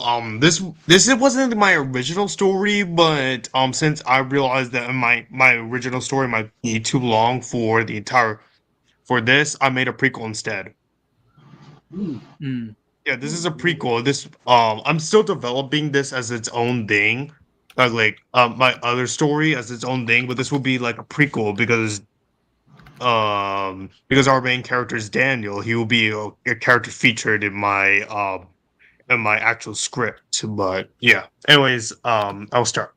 Summary: Daniel, a miner that lives in Durango, Mexico, who works in a mine cavern with his friends Enzo and Abel. Abel counters a rabid monster in the cavern, tries to escape with his friends, but his friends unfortunately get killed during their escape. Daniel has nightmares about this monster and must learn to move on and accept his friend's death. The theme is death is a natural part of life and we cannot escape it. It can happen anytime. Ooh, Mm. I like this theme. I really liked the design. Same. This is basically took inspirations from bears and dinosaurs, basically. Ooh. It Oh looks yeah, I can see the ghostly. resemblance. It looks like a ghost to me, or like a Japanese yokai or something like that. Oh yeah, I was about to say that. I kind of based it off using that art style because this is a quick sketch of it. It's all subject to change, but yeah. I like that this takes place in Mexico too, because that's interesting. Oh, hi Vic. Hey, what's up? What's up, Vic? Not much. You've been keeping up. Anyways, with yeah. Have you been keeping up with the pitches so far, Vic? So and so. It's just because I'm at the airport because I'm flying out to Vegas. but Oh. I should be good for Hey! Hey, yo. Careful. Say, Don't what let happens in women- Vegas stays in Vegas. Just be careful. Don't let the women touch you. Yeah. That's just Vegas, baby. Whatever you do, don't let them naughty boys touch you either. no, but really cool. Over there. Really Yeah. cool. Tell Mr. Chow I said hi.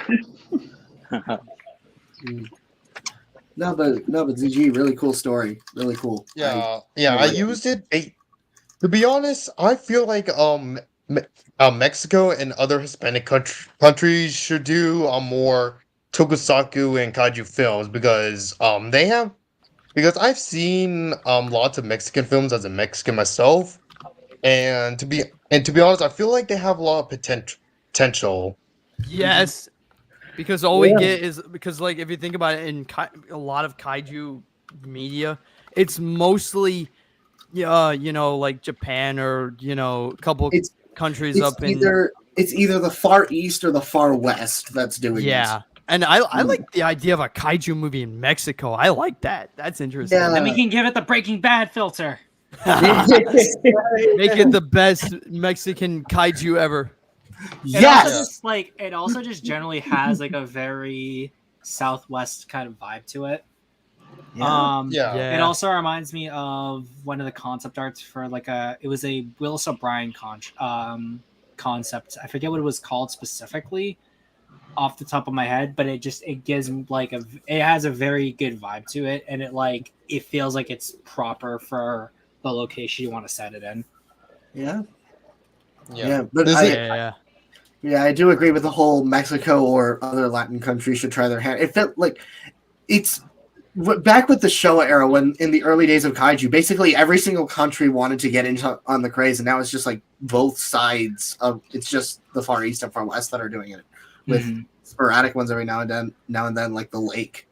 But yeah, I got a question for this kaiju. How big is it? I plan for this to be like 10 stories. Damn. Like 10 stories, not too. How big in meters? Maybe 30. Oh, that's not bad. So 30. So that's about that's story. smaller than. So a story is about 3 meters. So that's Yeah. So yeah, 30 meters. meters. Yeah, 30 meters. Nice. Oh damn! So he's like what, half the size of Godzilla 54? he's about the same size as Showa Baragon, for example. Oh. He's slightly shorter than Showa Yongari, actually. Oh, yeah, Showa Yongari is 35 meters tall. yeah, and G-Rex is 35 meters tall. So And where's Zone 2? Anyways, may I continue? yes, Yeah. Anyways, this monster is called Urosario. Ooh.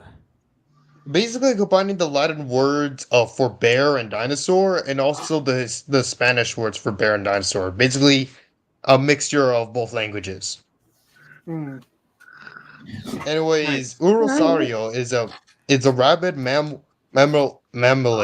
reptile that has the physique of a bear and Tyrannosaurus.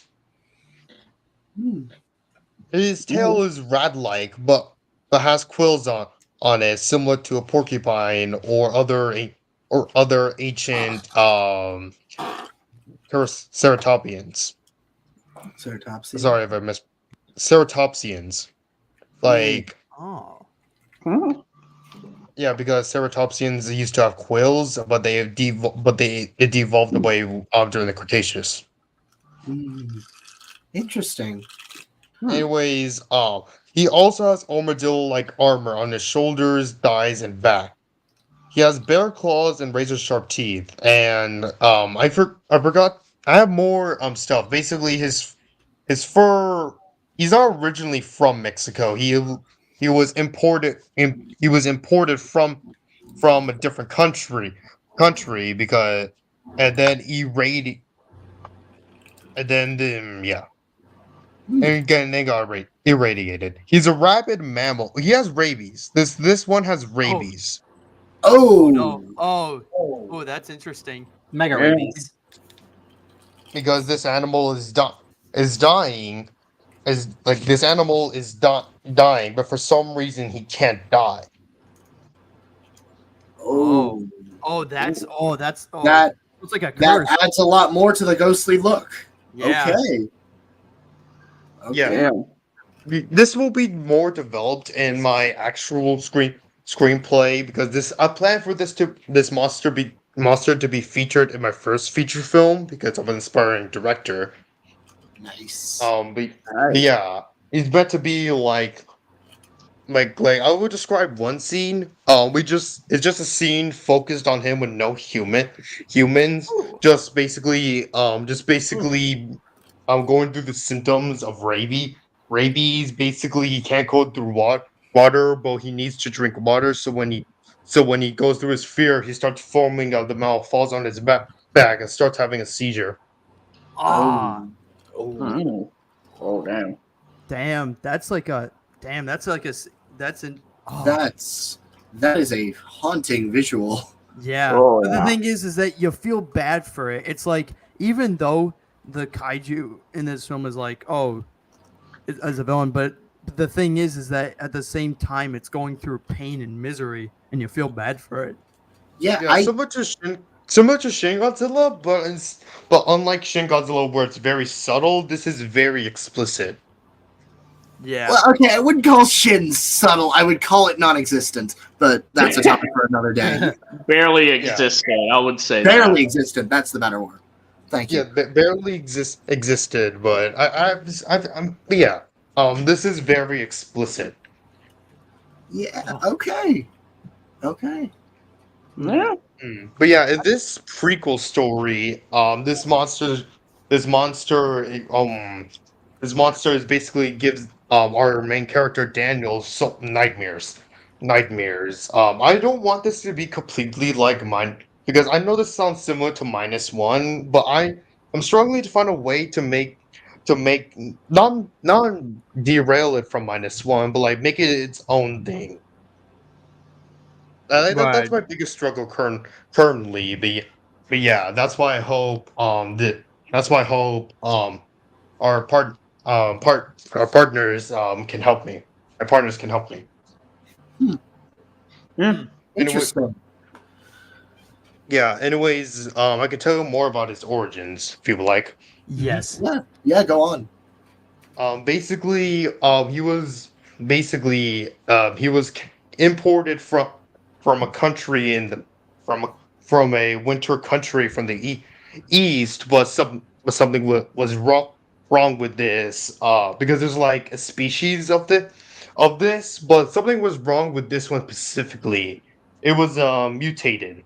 Like not no, its genes were mutated, and it couldn't stop growing. It couldn't stop growing. It needed more food, and eventually, uh, eventually people started when got too big and it accidentally attacks people. This monster gets basically gets warded off and basically get tortured by people. Oh. Oh boy. They're like being Yeah, eventually he runs away, but eventually develops rabies from another animal. From another animal. Oh. Oh damn. Okay. Damn, I feel Oh, bad wow. for this kaiju more than the person. Wow. You're going. Wow. You're going full sympathetic here. Yeah. Ah. I love it. Same. I love it. I feel bad for this thing more than the human character. I honestly, while you were describing what this thing's origin is, I kept thinking back to Gorgo to an extent. To Gorgo, if you've seen that movie Yeah. or if you know what I'm talking about. I was inspired by this from like someone made like a rewrite of GXK where Shimo's abuse turned her into a rabid animal, and when they defeated Scar King, Shimo was like still rabid, so Kong had to put her down. Oh damn. Like, Oh. I was inspired by that. Like this has a similar ending where Putting it out of its Daniel misery. where where Daniel fights and tries to kill the monster, and when he realizes that this monster has rabies, and like the monster and like in the end the monster sheds a tear, but that tear goes into its mouth, causing it to foam again. Again, Daniel tries to put it out of its misery, tries to put it out of its misery, and then he tries to put this creature out of its misery, and after he does, that's when he finally accepts his death. No, like accepts his friend's death. But Okay. but I do plan for this to be revealed that the creature didn't die. He survived. He survived this, and then it will go to my screenplay for my actual story. That I'm going to develop for a feature for film. Yeah. Oh. Oh Lord. You know what I just realized is that your human character, he's learning to accept his friend's death. You know what I just also realized, if you wanted to add this in, is that it could be a thing where everything isn't exactly what it seems. Yeah. Yeah. He judges the monster and goes to try it goes to see where that monster is. But the more he sees it, the more he realizes that this monster is a tragic being. Nah, that is unique. That I think is separate from -1, and That's very different from -1. Oh yeah, no, that's very different. Very So I'd say your story is very unique. Yeah.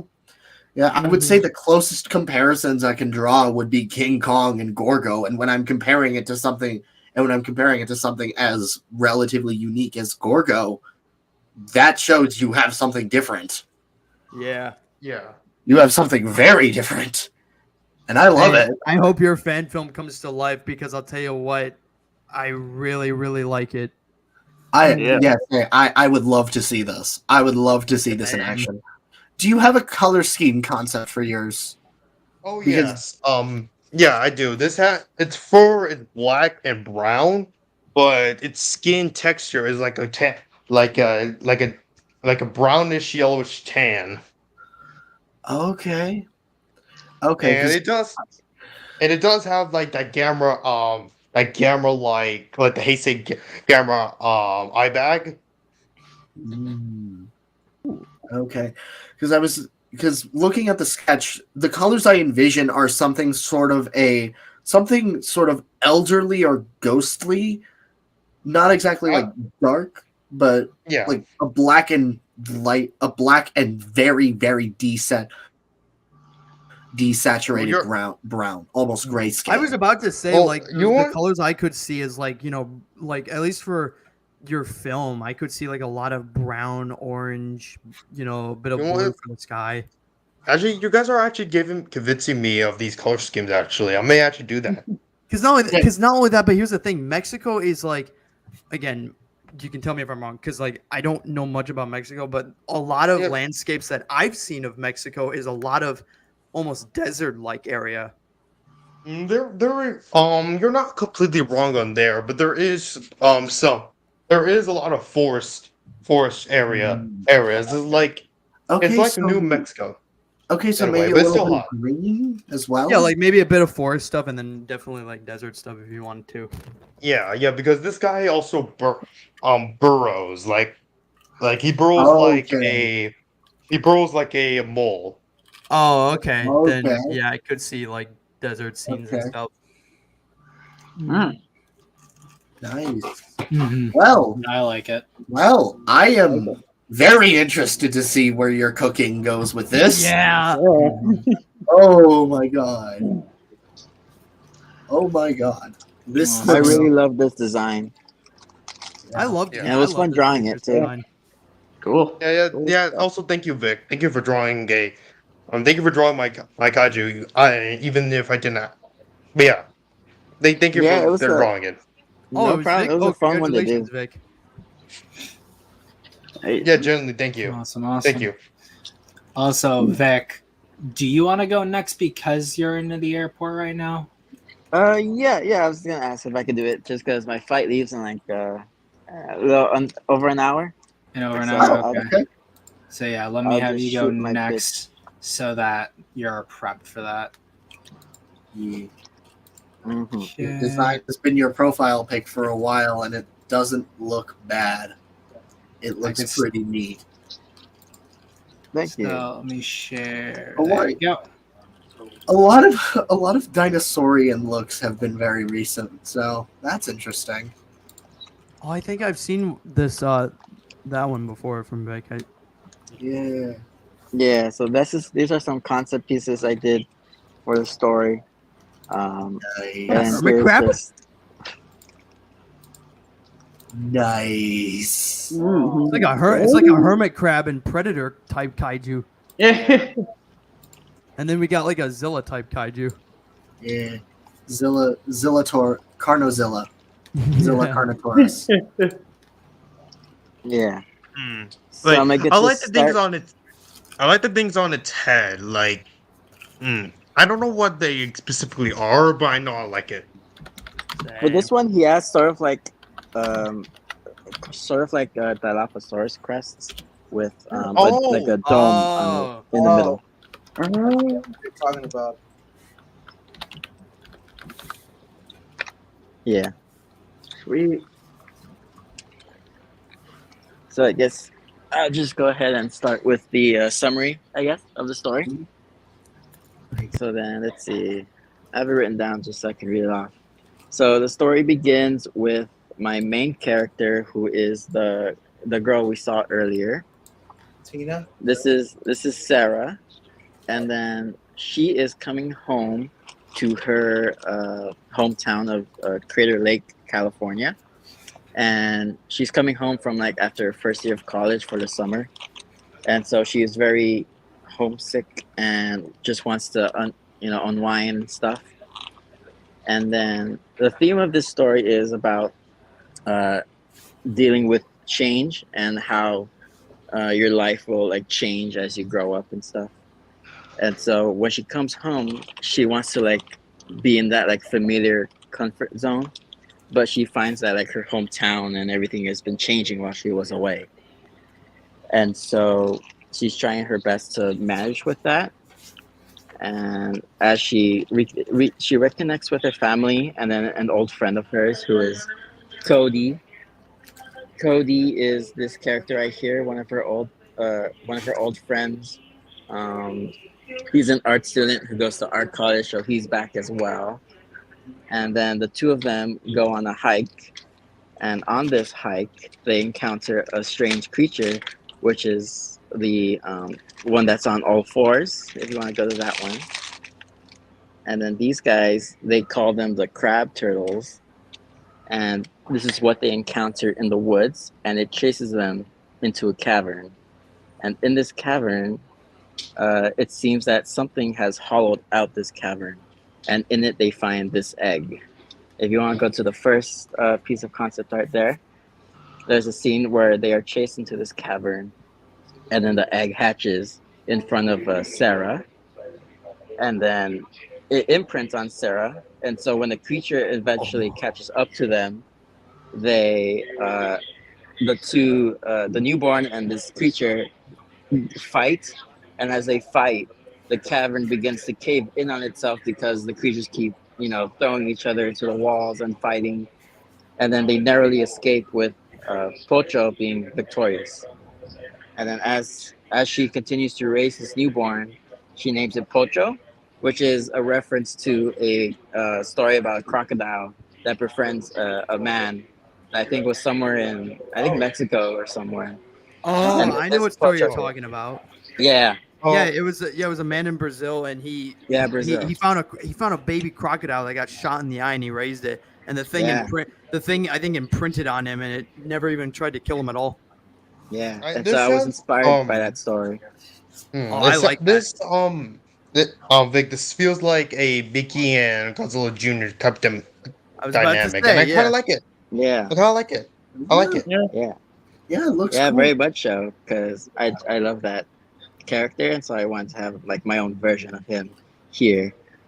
And then after that, there's more of these crab turtles going around, and so as they raise him and as he grows, he fights them off throughout the story, and then eventually they learn that the crab turtles are getting closer and closer to like a camping area, and then they're gonna go into town eventually, and so Pocho is fighting off these crab turtles, and eventually the fight leads into the middle of town, where they encounter from the lake shore erupts the queen crab turtle, who is the big one there.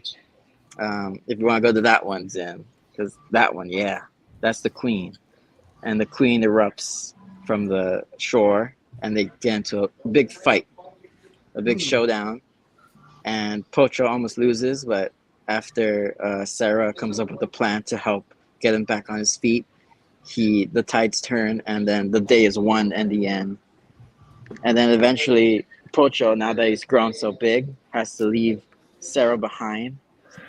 And then as the story goes on, Sarah learns to accept this as change, and that not all change is bad, and that she can grow from it still.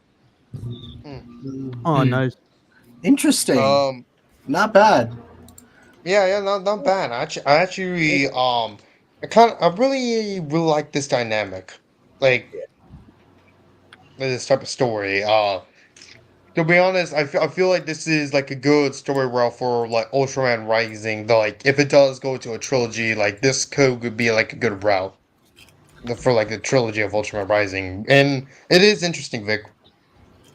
Thank you. I get my first thought whilst listening to this was Godzilla the series meets Gamera the Brave. Yeah. It's really good.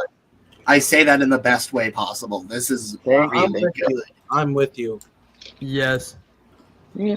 You know, it also reminds me, this story, I'm getting that early. I don't know if you guys grew up with this, but I did. But if you guys remember like those really, really early 2000s cartoons like this, trying to explain this.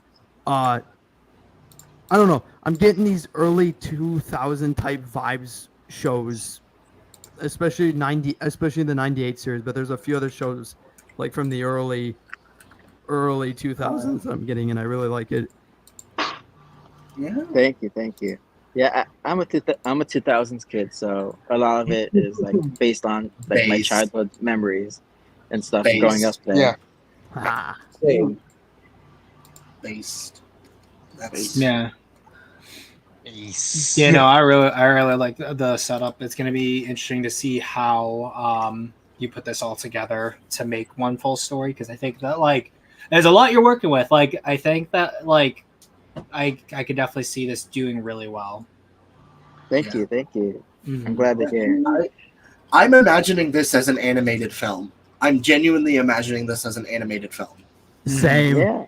Yeah. Hopefully one day Yeah. I'll make it, because animation is my thing. And so Nice. most of my projects. I'm gonna be learning animation in the future, so if you need help with that, call me or DM me or whatever. I swear, bro, if you do become like a movie director, you know what you could do to like really bring this back. I don't know if like it's a thing movie directors can do anymore, because unfortunately, you know, it costs more, and it's hard to do. But like I could see this as like a 2D animated movie, but I don't think that's going to happen anymore. I mean, Netflix has done a couple of those recently, so you could probably do something like that, or even make it like 2D, 3D style. True. Everything Yeah. 2D, everything kaiju related, whether OC related or not, or licensely owned, has been rather formed from Netflix. So I don't know if that they have a reason for that, or it's cheaper, but from what I know, the fact that it's cheaper and also easier to distribute. Netflix is extremely lenient with what stories get made by them. Yeah, here's the thing: when it comes to like animation, it's mostly 3D that movie directors have to do, because it costs less. Because back in the day when Disney was making really good 2D animation movies, it costed a lot Oh Yeah. god, yeah. Like you have Yeah, no idea how much it costed And to it's make far- those type of movies. And it's far more tedious in comparison to something like 3D animation. With 3D animation, you have something like a rig, and you can set that up. With 2D animation, you have to draw every single frame frame. by frame by frame. The yeah. only I've only dabbled in it, and it's really tough. Yeah, the only thing I can Yeah. see if you were going to do it 2D, and unfortunately, it may be the only option at least I can see is like it'd be like a little bit anime, but I don't think that would be your type style. So Well, some of my I would describe my style as like anime and Western cartoon blend. okay, but so two something like 2D is Teen definitely the route I always go. Yeah. Like if you look at my I'm finding character the example. designs, So something like yeah, like Teen if you look Titans. at my character designs, like that's the So- style I go with. where is it? Did you put in chat? I put it in the stream submissions, but I think some of it was shown off here too. I don't. But yeah, see- 2D is definitely the route I go because I grew up on films like The Iron Giant, Oh Land of hell Forty, yeah! stuff like that. So that's the route I would want to go with. Yeah, Most definitely. Nice. hey, I'd love to see that type of stuff in 2D, or hell, even do it in the '98 style if you ever wanted to. Yeah. Something like a throwback to the 98 show. Oh yeah, that could be like a little, memorial for it because like Yeah, like a 98 tribute, never like a tribute to continued. those kinds of cartoons. Yeah, you could Yeah. do that. Especially Godzilla 98. 'Cause I know you love that film with every fiber of your being, so Yeah. Yeah, the Yes, Men in yeah, Black- just do it like as like a how much you respect that show or something. Mm-hmm. I don't know, Yeah, whatever you. because whatever with you wanna Pocho do. too, he's definitely like, because there's that thing where like your OC Kaiju, it's just a Godzilla copy. But even then, every time that happens, it's always like the standard Godzilla. But I wanted to do it with my Godzilla, which is Godzilla '98, and so that's where my Kaiju comes in. Yeah. Because Zilla and Godzilla '98 is sort of like one of a kind, where like he has that look. Like there's only one other Kaiju, which is like Zetus from Gamera the Brave. Yeah. It was another one of my favorite Kaijus. Yeah. nice. Yeah. Do you think a side question is not really related to this, but do you think Zetus will ever come back? Or no? Probably. I had Hopefully. him as the first Okay. villain from my concept for a Gamera story, but I don't know if he's gonna come back in any way. I hope he does. I really hope he does. If he does come back, I sort of if there is going to be like a second season of Gamera Rebirth, which I doubt, I hope he makes an appearance with Barugon or whatever the heck that other one is. What's it called? Barugon. Barugon. Yeah. The rainbow one. Yeah, Barugon. Yeah, that's it. I But those my- two. Watching Gamera the Brave, my first thought when I saw Zetus, like when I rewatched that for the marathon, my first thought when I saw Zetus again was, why the hell was he not in Rebirth? Dude's entire gimmick is eating people. It Yeah. was right there. I think the Rebirth was supposed to be just like a show exclusive, Yeah. like what they did with Singular Point. Yeah. Probably. Yeah, fair. Yeah, it's a lot of just show of love, really. That's probably The designs were just too good for that. We need more Heisei love. Oh yes, I think I'm, sooner or Heisei- later that's gonna happen. Yeah. yeah. I'm We hoping. need I'm more hoping Heisei if Millennium. I'm hoping if Rebirth does get a second season, Gara Sharp makes an appearance as well. Because Hmm. God damn it, I want the snake. Mhm. Hmm. I know it's too late. I know it's very, very too late. But I forgot to mention one important thing about my OC Kaiju Uranu. Hmm. The reason why he's orange, he has a color malfunction during birth. It's almost an albinism. Oh, Because Tarzanians. I'm sorry for interrupting you, Vic. I forgot to point out that the Tarzanians normally go with like a hazel or a gray color, but for Uranu it's sort of like an albino, but his is like bright orange. So it's like a chromatophore issue. Come Not chromatophore. It's like How do you say it? How do you say it? overactive melanin. How do you say it? Overactive melanin, not chromatophores. Chromatophores are what Okay. are okay. these things that give chameleons the ability to change their colors. But no, his would be an issue with the melanin. He'd have overreactive melanin. I'm probably gonna. I'm sorry. Do you mind spelling that by chance? I'll send it to you in the chat. Okay, I'm sorry. That sounds really interesting, but I want it's sort of based out of like albinism, Albinism. Yeah, Albinoism. Albinoism. albinoism. Yeah. Yeah. The reason why, and that's why only his mother looks after him, because his father abandoned him because of his different color scheme, and So his father was racist. Yes, exactly. He is racist. Yeah, I'm so sorry, actually, you put what's it right called? More there. specifically, Primo, it'd be hyperpigmentation. That would be the word. hyperpigmentation. Okay. Pigmentation. Also, I had to take my headphones off. What's going on with all my albino? All of a sudden, I'm confused. It was Primo's Kaiju.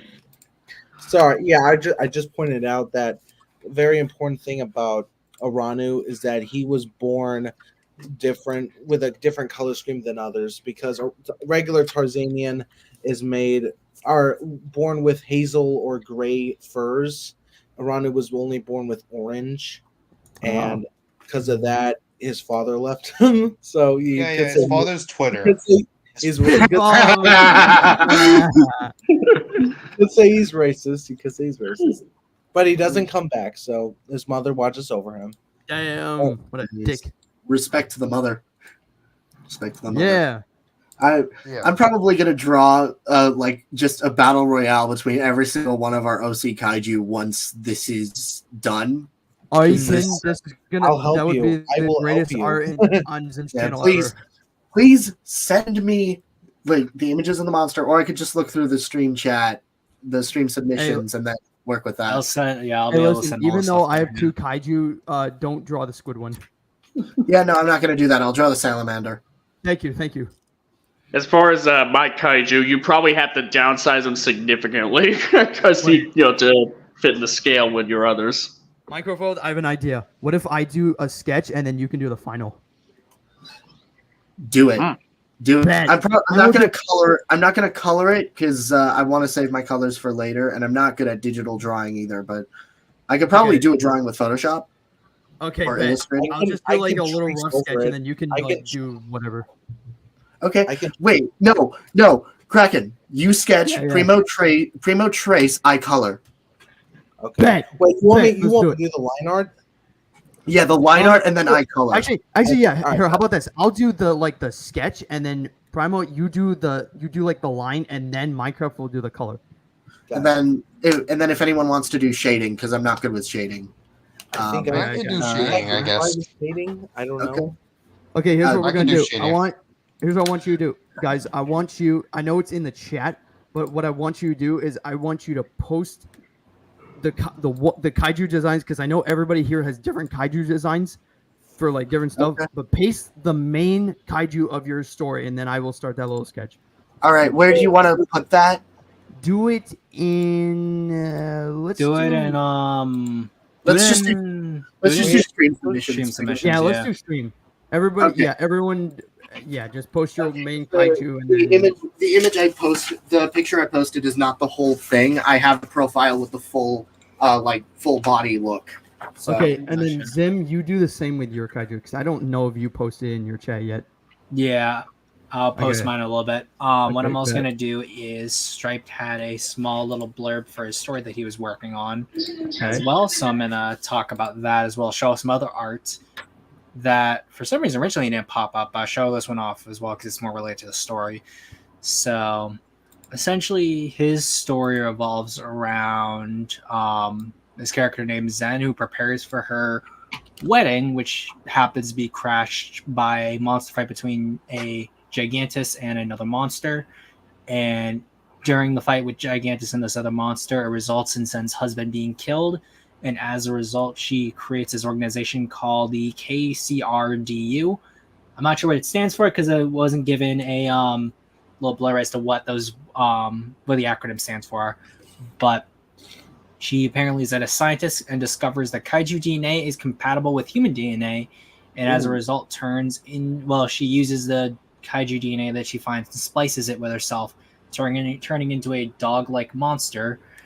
And essentially, probably because of the fact that she's also part human, ends up creating a monster squad that ends up going to an island where they fight this one monster or an alien called Emperor X. So let me show the art for it. Damn.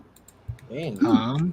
Cool. Seems like a fun little story. So Who's it it's for? Who's the story for? Striped Lizard, who's in the chat. He's in the chat. He's okay. been the one begging to ask about the story for a while now. Yeah. We are so sorry. We Well, there was some wow. spelling issues, so I wanted to correct them so I wasn't fumbling over it as I did it. Oh, Emperor But yeah, X. that's Emperor Right. X, and then these were some of the other monsters that he had shown off earlier. In particular, Oh, I wanted to one make of them note looked like of- one of them looked like the black one. It looks like I like the beetle. The beetle one's the one I like. The Yeah. most. I like Outside of the beetle Gigantus one. That reminds me of Heracross from Pokemon. Yeah, it does. It does. I Yeah. think the color. The color. Yeah, I can reminds me see of it. Heracross, yeah. I One can of them- see it. One of them looks like Megalon, and then the beetle one, it kind of has the face of a Muto a little bit. Kind Yeah, of. and then 002 is basically just Gabara, but better looking. Yeah. Oh, 004, it's Mike Wazowski.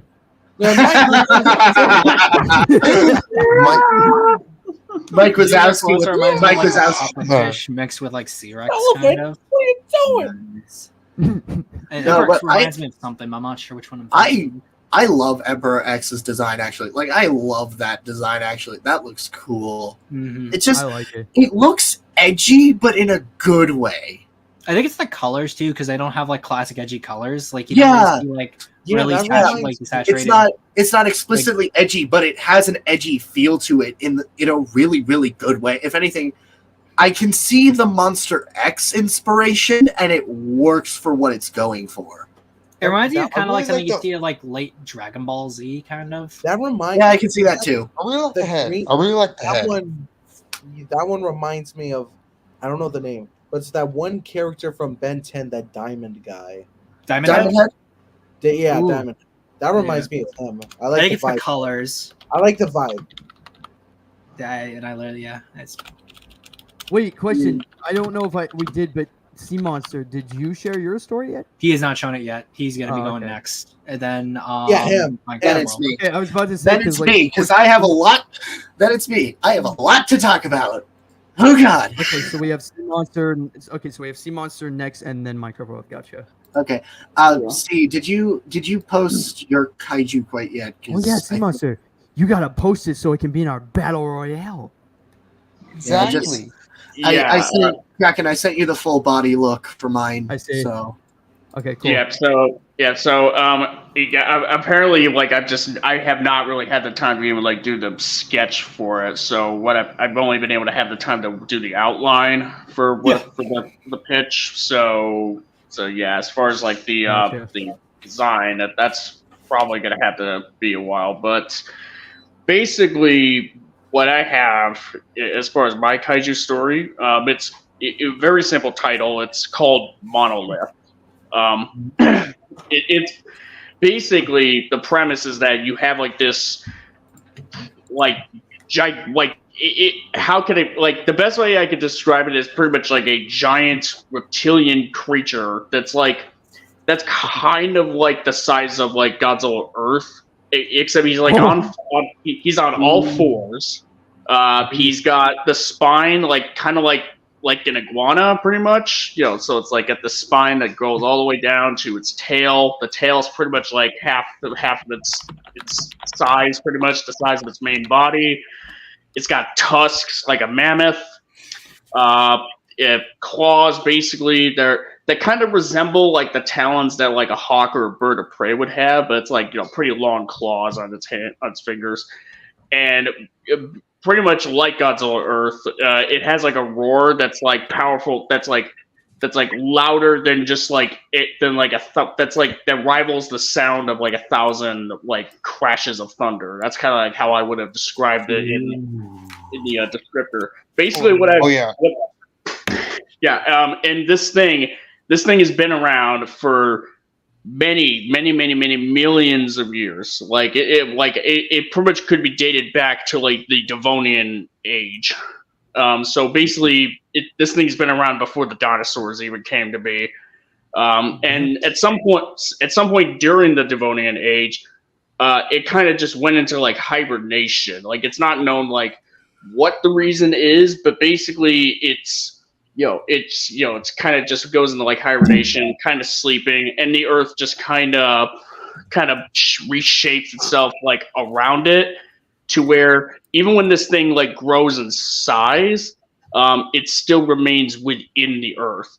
And it at some point when the dinosaurs went extinct, thanks to asteroid and what have you, the monolith, which is it's referred to, it's not even awoken by the meteor. So this thing is like so big. But the thing is, I kind of went by with a similar sort of template about how Alfred Hitchcock would kind of say like about the suspense of like knowing that there's like a bomb underneath a table that could go off at any point. So basic and really, if humanity were to kind of like mess up the planet enough, then this thing could wake up and let's just say it's gonna, like it basically could just bring about like the end of man as we know it. Because like what I kind of have in mind as far as like a theme is like, just be cool with the Earth. Don't do anything. Don't do stupid things on Earth, or the Earth is not going to be too happy with you. And because this thing, since it's like probably like the oldest living being to exist, it pretty much may very well have like the closest connection to the Earth, to like Mother Gaia, if you will, as you can get. So yeah, like if like the things that inhabit the world are careless and with the Earth pretty much, then the monolith is just kind of the fact that this thing and keep in mind this thing is also like armored plating on its skin, natural armor plating, to where like nukes pretty much can't even kill this thing. It's that big. It's that big and it's that resilient. And even if the size, may not be enough, like the fact this thing has the will to basically to give you guys an idea of like how powerful this thing is. If a tornado were to come down, this thing's tail, like if it were to swipe it, would just dissipate the tornado, pretty much. Or at least. Maybe not like an F5 perhaps, but at least but maybe like a little below it, like at least like an F3. And what I kind of have in mind as far as a human character to somewhat follow is a seismologist who, in the wake of like events of like humanity, of like, pretty much like pollution or strip mining or all sorts of stuff starting to like come to a head, he starts to notice that there's tremors going on. They're kind of like around the Appalachian Mountains, and people kind of like passed off as like either earthquakes or tremors or what have you. He's all like, no, there's something else going on. There's more to it. And so next thing you know, this thing. It's pretty much only a matter of time before the monolith will awaken and, kind of set things back in order, let's just say. Wow. Okay, idea. Wow. Well, okay, I'm just imagining a lot of the visual stuff here because if there's one thing that the Polygon trilogy got right, it was scope and scale. Oh my god. Yeah. Oh my god. Wow. And basically this thing will go on all fours. And as far as like a color grading I have in mind, what I have in mind for it is kind of like, it's really just going to be like, just different shades of gray pretty much, and maybe some black here and there. Black for the armor plating. But for most, it's best to kind of like describe it for it to be described as like a living, breathing like mountain, pretty much, with like eyes, with white eyes. All right, sorry. White eyes. So basically, it will be the Polygon trilogy, but done right. Hmm. Yes. Wow. Wow. Okay, I'm genuinely imagining a lot of the visual stuff with this story. Mother of God. Also, I Mother of would really God. like, I She would had really like to nothing to see do with detailed this. illustrations of it. Like, I- like Do you have the outline at least? 'Cause I want to see what the outline of this thing you Oh have. yeah, I would love to see this thing. As far as the design of the creature, or Yes, for the Like design. yeah, just even a small outline. I would love to see it. dang, again, I can't. Again, I haven't even had the time to even do that. So I'll Oh, probably yeah, have that's to. fine then. It'll No. have to be like another time. But yeah, Okay. Well, you Oh. have descriptions for us to work with, so Yeah. Yeah. Exactly. I mean, hey, you got a Manny Kaiju that's the size of Godzilla, so that's pretty cool. I'm just imagining this thing rearing up on its hind legs, blotting out the sun, and it's with its shadow covering an entire cityscape. Well, here's the thing. Wow. What I have in mind for it is that it doesn't necessarily. I wouldn't even necessarily have it like go on its hind legs. It kind of goes on like on all fours pretty much because of the mass. Because I am taking sort of the mass into consideration pretty much. And basically what I'm pretty much am thinking, like this thing's diet would just kind of it's kind of like. It's sort of like unclear pretty much, but it kind of has it more or less has something to do with rocks pretty much. Or Okay. Mm-hmm. Wow. Well. Very interesting. Yeah. Well, that was. Yeah. Story-wise, this is interesting. From a visual standpoint, Mother of God, this is. Wow, I love this. Good God, I love this so much. Yeah. Yeah, no, I do like it. Oh, thank you.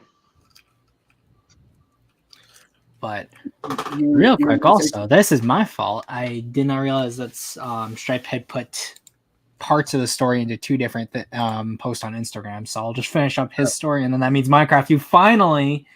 to tell yours. Oh, Get boy. to tell yours. yours, You got Minecraft. you're stalling. You cannot Don't worry, stall anymore. No, I'm a little nervous. That's it. Can I? You're pulling a My brother- GBK. I'm gonna quickly Pull up your grab a picture. drink of water. I'll be right back. All right, You're I'll pulling do a stripes in a GBK. moment.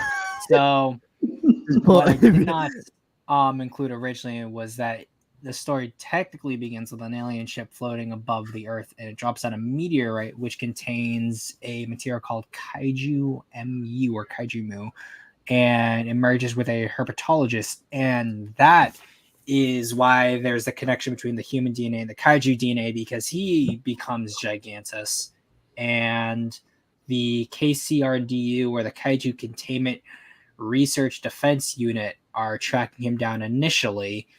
And prior to the other stuff I mentioned before, these aliens have been bringing down monsters beforehand. So the Frankenstein monster we saw in the YouTube post is Frankenspite. So what we see here is that the aliens are sending down these monsters, and that's how the overconnecting story makes sense. Because also, it looks like Zen is able to transform between both the kaiju form she has and her regular human form. So it's kind of like Kaiju Power Rangers in a way, or like I was gonna say Beetleborgs, but I've never actually seen Beetleborgs, or Guyver too. But yeah, no, I think like I remember at one point too, I had thought about the idea of doing like kaiju morphing into humans. I remember that was a big thing for Zogre earlier on, was the kaiju transforming into humans, but that at least adds a lot more context to it. Okay, thank you.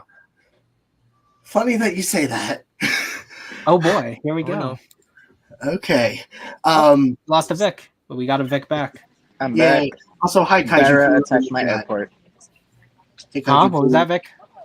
Oh, Gyra attacked my airport. That's Oh. cool. Are you calling us back from inside his stomach or under the rubble? Yeah. I am in the stomach. It is now that scene from Attack on Titan when Eren gets eaten. So are you And also so you're going to turn to a Titan, basically. That's right. So Hopefully, you're that's the way this You're gonna be a giant furry. That's You're right. going to be The a amount of giant. money that you'll be able to get from that A is giant. insane. And then you're going to commit genocide. And then you're going to commit genocide among the normal people. Also to Kaiju Kuru in the chat, hello. It's my G-Fest bestie. Hello. Oh yeah, Oh, I I remember Kaiju that Kuru. Kuro there. All right. I wish I met you guys at G-Fest, honestly. Yeah. Yeah, Wait, we're- DG, were you there? T-Fest, You were I there. know- but we I didn't know see. you Same said thing you as were. like Primo was there, but we never got to meet up Yeah. like for a whole. Yeah, you had the whole thing. You You said, were right next to us too. essentially. Wait, was I?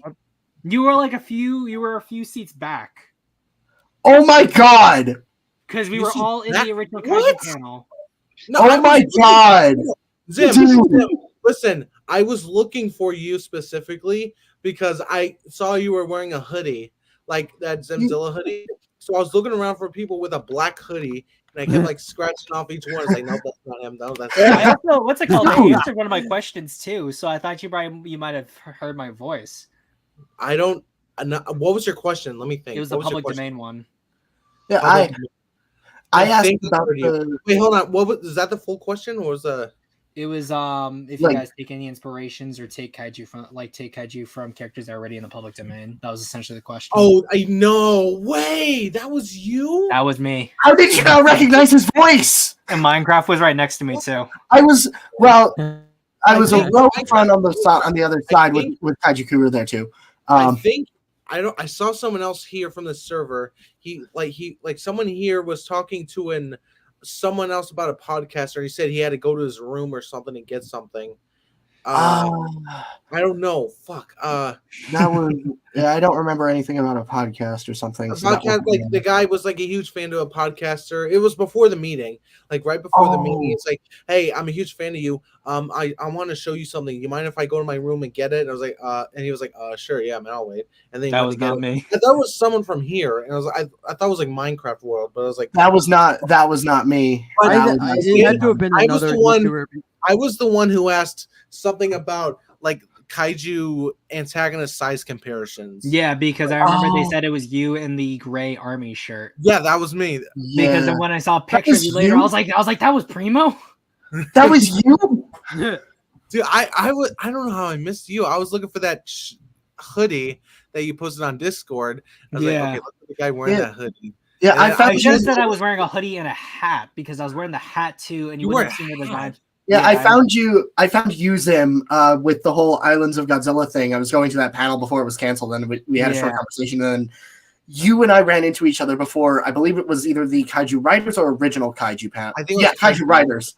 Kaiju Yeah, the Writers. writers one came first. Yeah, because you and my brother were sitting next to me while I was watching the Cryptids one.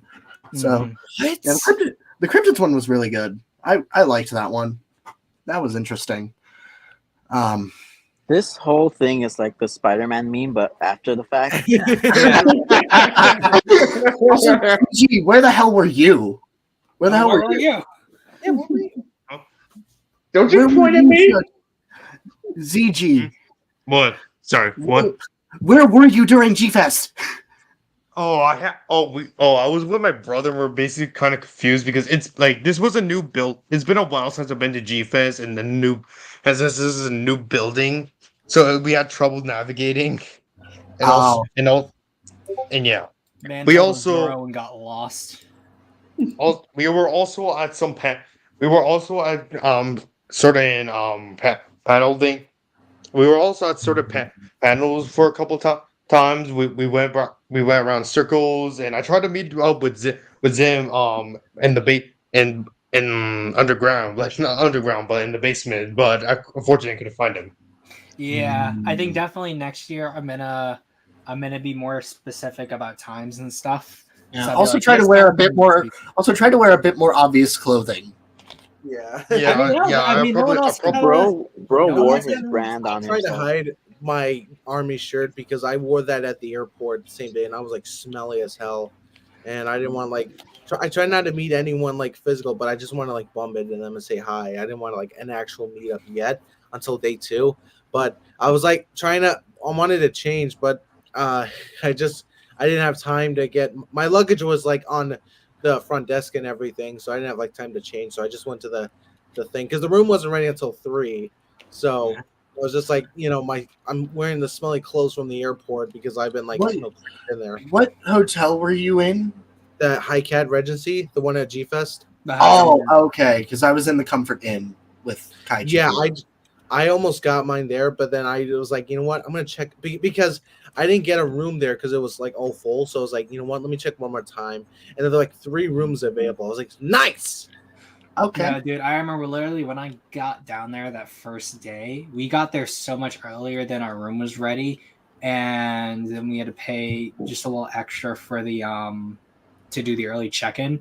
But because I'd done that stream that night before and I only slept for like maybe an hour or 2 on the plane, the moment I got into the room, I slept for like 3 hours. It was like I woke up, it was still daytime though, and I'm like, huh? I'm sorry about that. Sorry about that communication error when you said like you wanted to meet up or something, but you're actually doing a family meetup. I was like, what the hell am I saying? Because I thought you said something about like going to like a Brazilian restaurant or something. I was like, hey, I'm familiar with that. I might go. But this is like my first G Fest, and this is my first G Fest, and I actually enjoyed it. And I thought we were actually going to meet up there because it looked close, even though I said I have to stay in the building because I don't want to get lost. But because when that restaurant I was talking about, one was outside the building. It was not like a super long walk, but it was like near the Crown. Plus, also that restaurant's pretty pricey too. So if like I was gonna have all of us go up for food and stuff, I'd probably find somewhere that's not as expensive. I thought we were gonna meet up like before the GXK screening at some point. That was the thing, was that I wanted to, but then like I had to get everyone else who was coming with me via the car, and then there's other people getting tickets, and that just became a whole mess as well. Yeah, and me and my brother and Kaiju we were taking an Uber or Lyft or something to to the thing, so we couldn't go to the convention hall itself. ZG and Primo, were you guys at the GXK screening or no? No. Unfortunately, I had to go back to because I have family. Yeah. I had college work to do. I sort of skipped it this time, but I did stay around for the last day of G Fest. I didn't leave. I just didn't see the GXK screening. It was just me alone. I didn't have like a ride or anything, and I couldn't find you guys, so I was just like, screw it, I'll just stay here and study. Dude, you should have gone. I know. I love GX. I enjoy GXK. The movie, like watching that with a whole bunch of G fans was probably the best. Was straight up the best theater experience I've ever had. I really hope they do it. I really hope they do it again next year, so I can actually go, because I am. Because next time I'm going with my brother, and we're gonna drive there. So they're definitely gonna do G Fest again next year, but it's like I mean, like when it comes to doing the Sling Godzilla movie again, that's like very, that might be for, and I know it's gonna be sad, but it might not be. It might not happen for like another 10 years or something. Yeah, because they always they try to keep the movies they do relevant. So I don't know. Wonder what they're gonna play next year. I don't know. I'm thinking -1. They got it. They're probably gonna. I would think they are. They didn't do -1 this time. Why did they do -1 this year? I think they. I'm surprised they didn't do We're gonna -1. get a hold of it this year. It looks like because of the release. It was all over Netflix, though. I mean, it was like they didn't. I was like, they're probably gonna do it next year. It's a big face reveal. Big face reveal. Hi. He is a 30-year-old dude. Is that hit rapper and artist the Vic? I looked away for I was like looking away for a moment, and then I looked back and I saw Vic. Like, what the fuck? Bro, I thought Vic was like a skinny. CG, you look beautiful. I thought Vic was gonna look like a. What's your diet? What's your beauty? No. What's your diet? Fish, nuclear. I'll get it. I'll get it. Right now. I'll get it. Yeah. All right. Now you have to. No. Kraken. You're white. to my fucking soul. No. All right. So should we do it, or should we start the pitch, or Yes, now Minecraft. You have dilly-dallied us long enough. the I had G-Fest? to Yes, redo yes, the you redo Following, excuse but me it with the gave me enough G-Fest. breathing room to The relax. G-Fest was an excuse to not do this. No, but I needed that. It gave me a bit more time to just calm my nerves a bit. So, okay. Oh, by So- the way, quick question before Minecraft goes on. For which fuck.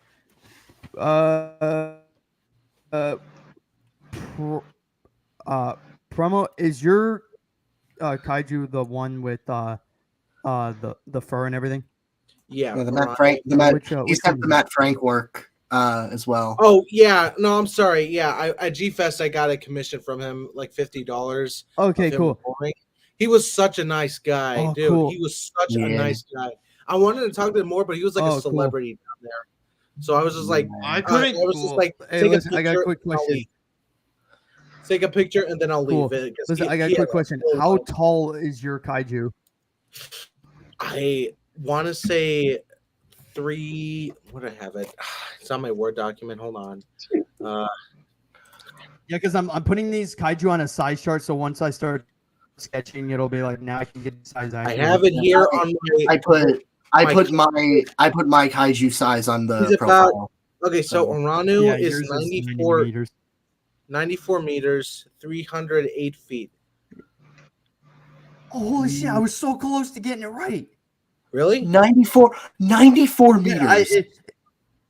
I had it above Minecraft's kaiju just a tiny bit. Huh. I Sick. was so close to getting it right though, but hey, Ooh. All right. yeah, If we could probably not do the whole face reveal stuff, that's going to get a bit distracting for me. that's fine. That's fine. Zim, quick question: how tall is your kaiju? 35 meters. Me? Oh, 35. Oh, them. I'm running so much. All right. My story.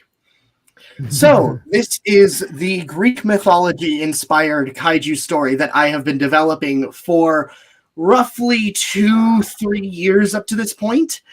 That I dub Neos, Goddess of Monsters. The story itself that I'm writing is a tie-in, which I dub Neos Project Mekani. Mekani, something like that. Zim, if you could pull up the kaiju design itself, not the poster. The poster, I wanted to say for the summary. Yeah, that one. That's the design for my main kaiju, Neos, the daughter of Hades and Persephone, and Greek mythological goddess of monsters. Who I honestly like it. It looks like a gargoyle. I like it too.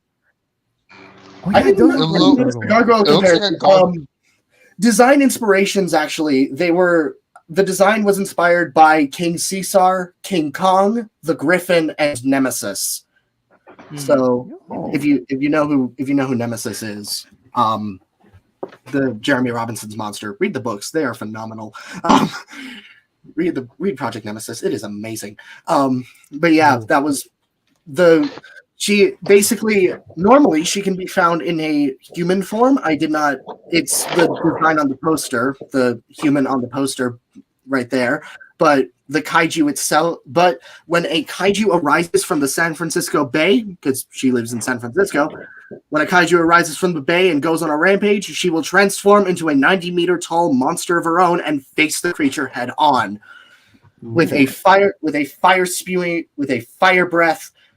Wind gusts spewed from wings that span at 300 meters, at 360 meters, and an orbital dive faster than sound itself. So the short story that I'm writing is like I said, a tie-in to the main story, both thematically and in terms of story. Thematically, Neos, Goddess of Monsters is a sort of counterpoint to pessimism, asking what is humanity's worth? Why does it deserve to be protected? That's part of Neos's whole arc throughout the story, because basically, while she does all of the protecting to humanity is not the most fond of her. in the myths, she's described as a creature that brings monsters to destroy.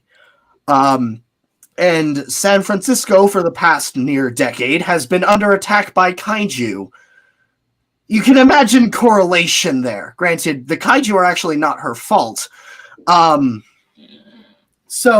But she does have allies. 3 mortal friends, Ash and Brian, 2 brothers that are close friends with her, and her boyfriend, Zayan, spelled Zayan.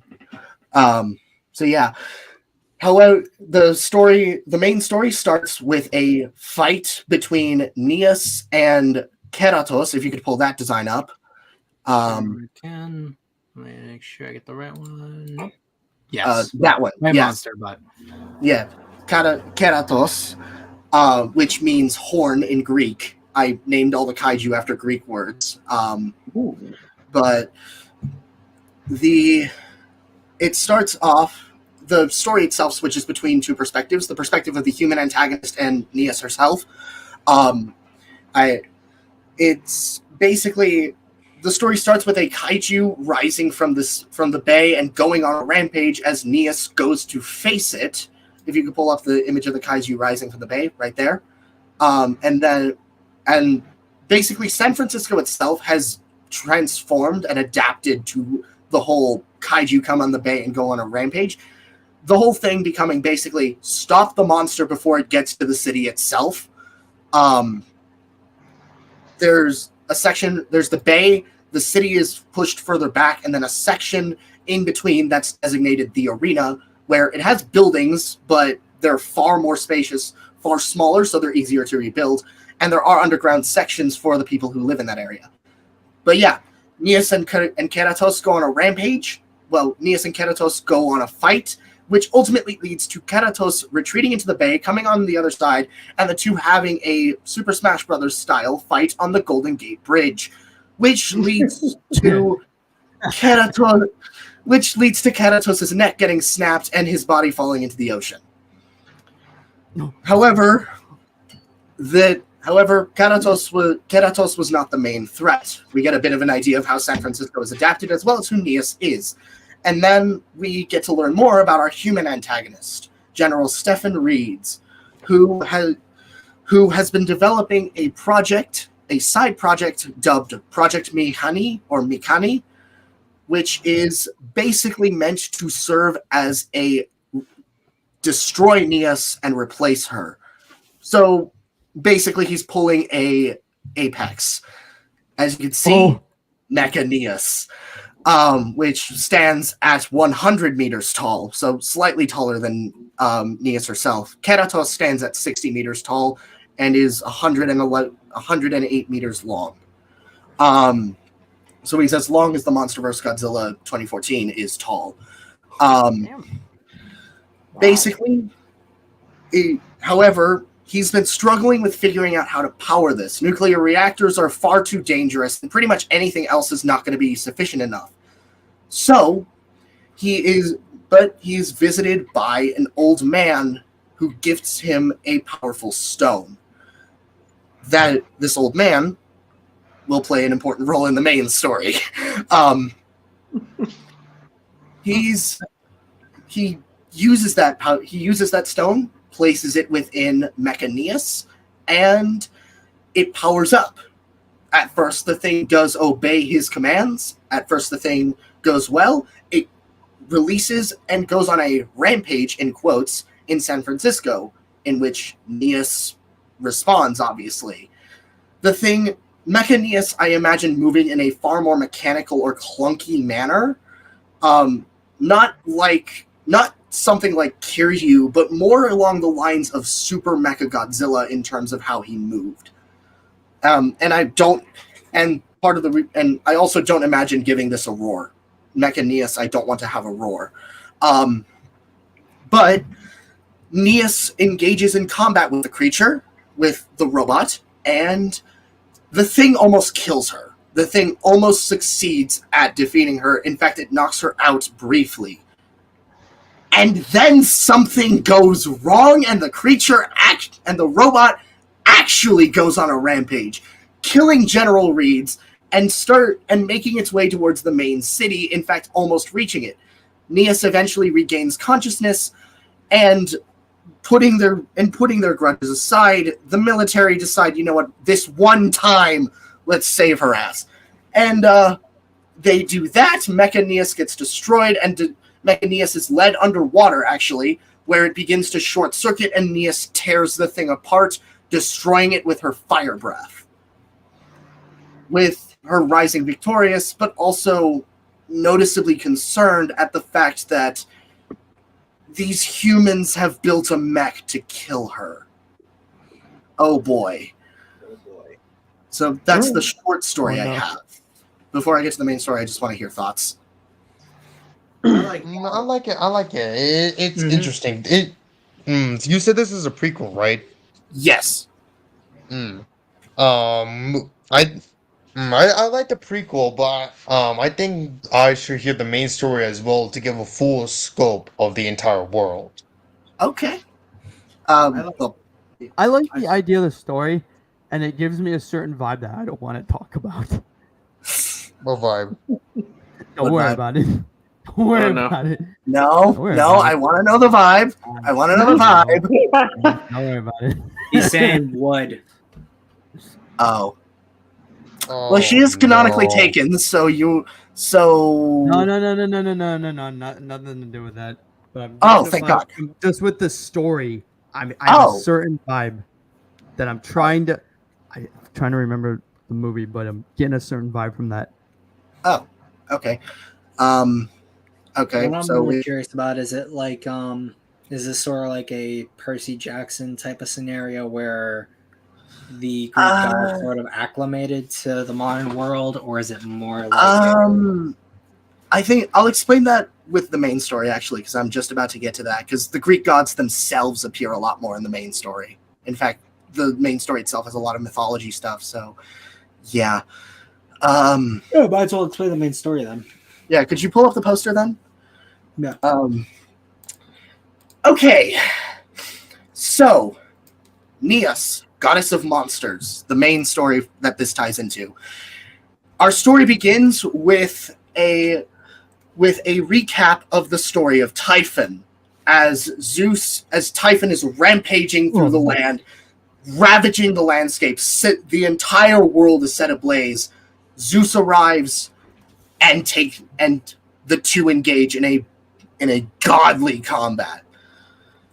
Ultimately ending with the crown of Typhon, the MacGuffin of this story, being ripped out of Typhon's chest and Zeus building Mount Etna around him. Cut to the modern day, we meet Neas herself. Now, who goes down to her school and meets up with her friends. We get a sense of how the world treats her, not kindly, with the exception of her three friends. As I mentioned, Brian, Ash, and Zayan. And so we learn a bit more of the day-to-day casual life of Neas and what she's like in the mortal realm. Then a kaiju arises from the sea. I actually did design this kaiju.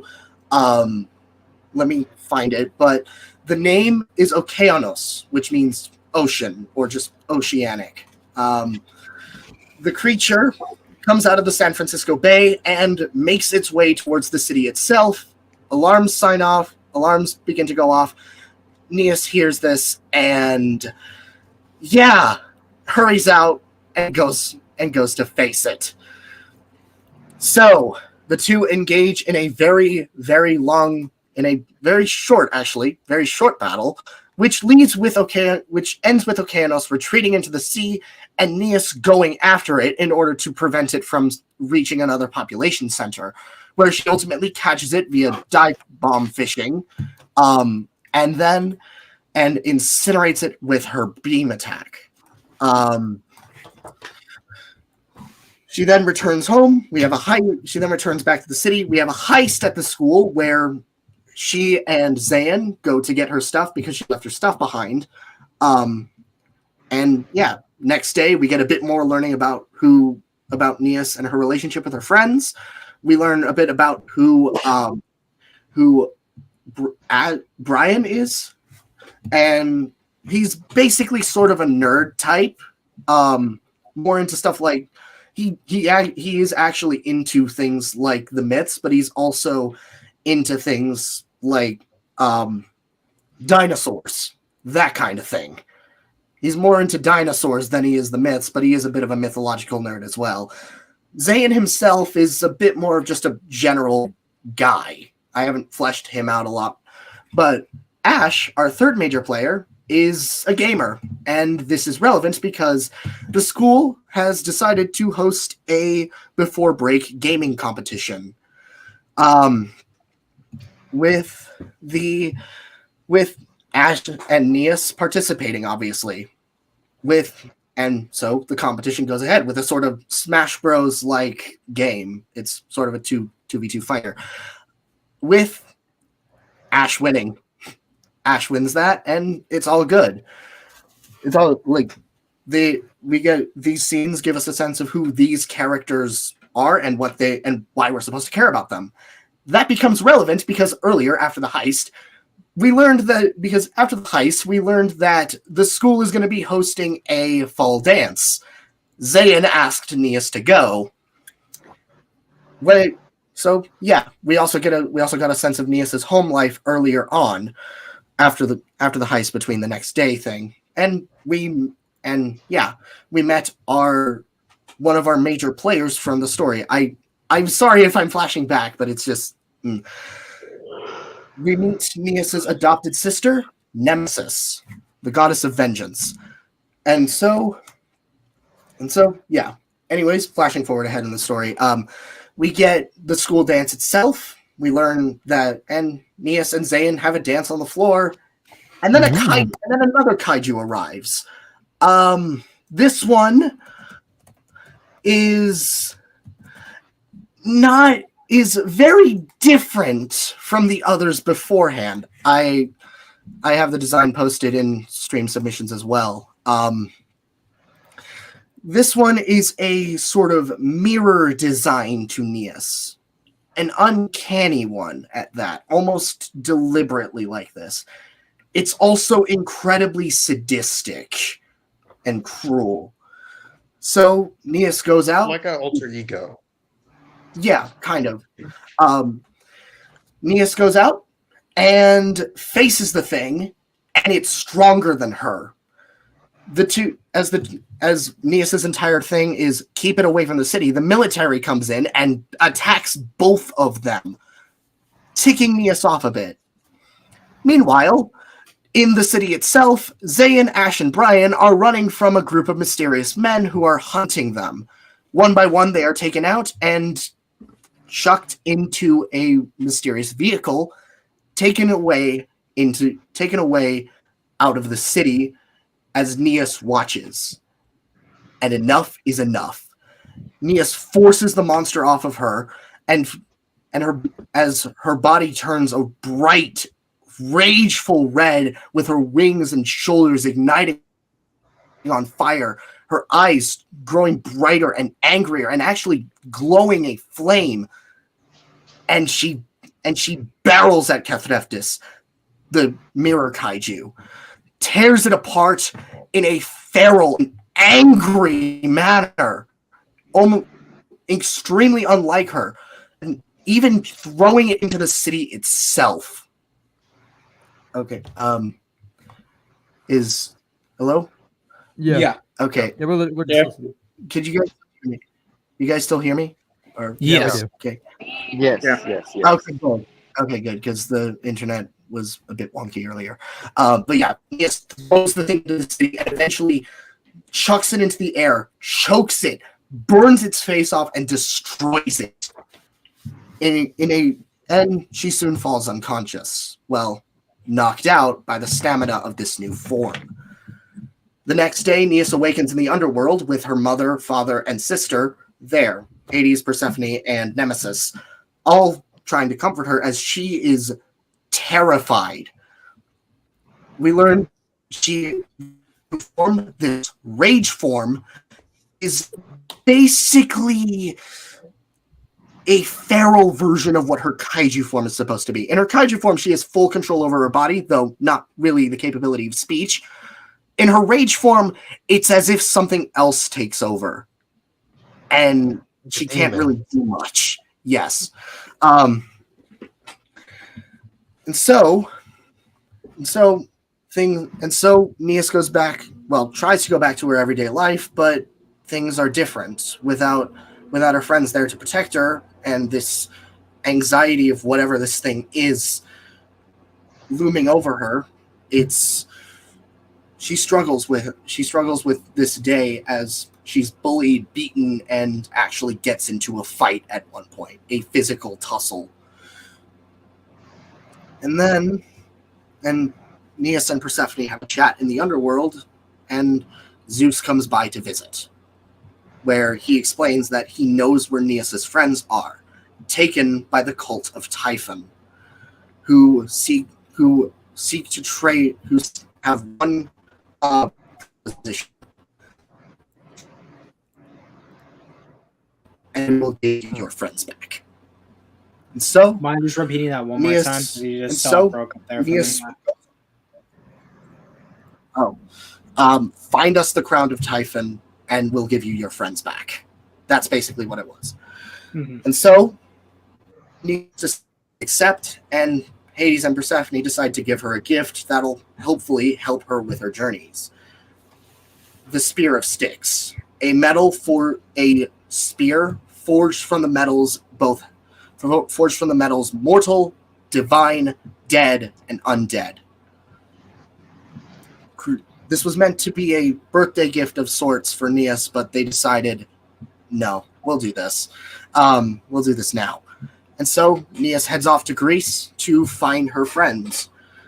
She makes her way to a small shrine/door area in Greece after exploring the place, obviously, because it's been a while since she's been, a couple thousand years. So she enters the realm of the divine, the godly realm where the gods, monsters, and at one point mortals used to be. And immediately she's confronted by the Chimera. So that happens. Neas engages. Oh. It's like you're breaking up again. Okay. Yeah, he's breaking up. At any point. Yeah, you are roboting like crazy. You are lagging. Wait. Oh. My internet is a bit. He sounds like a Am robot. I Quick, breaking help. up? Am I breaking up? Yes. No, anymore. Okay. Yeah, you sound like a robot. Oh, Well, not sorry. anymore, okay. Where did I start breaking Sorry. up? Where You were talking did I- about okay, never like mind. the realm for the monsters and the gods. Yeah.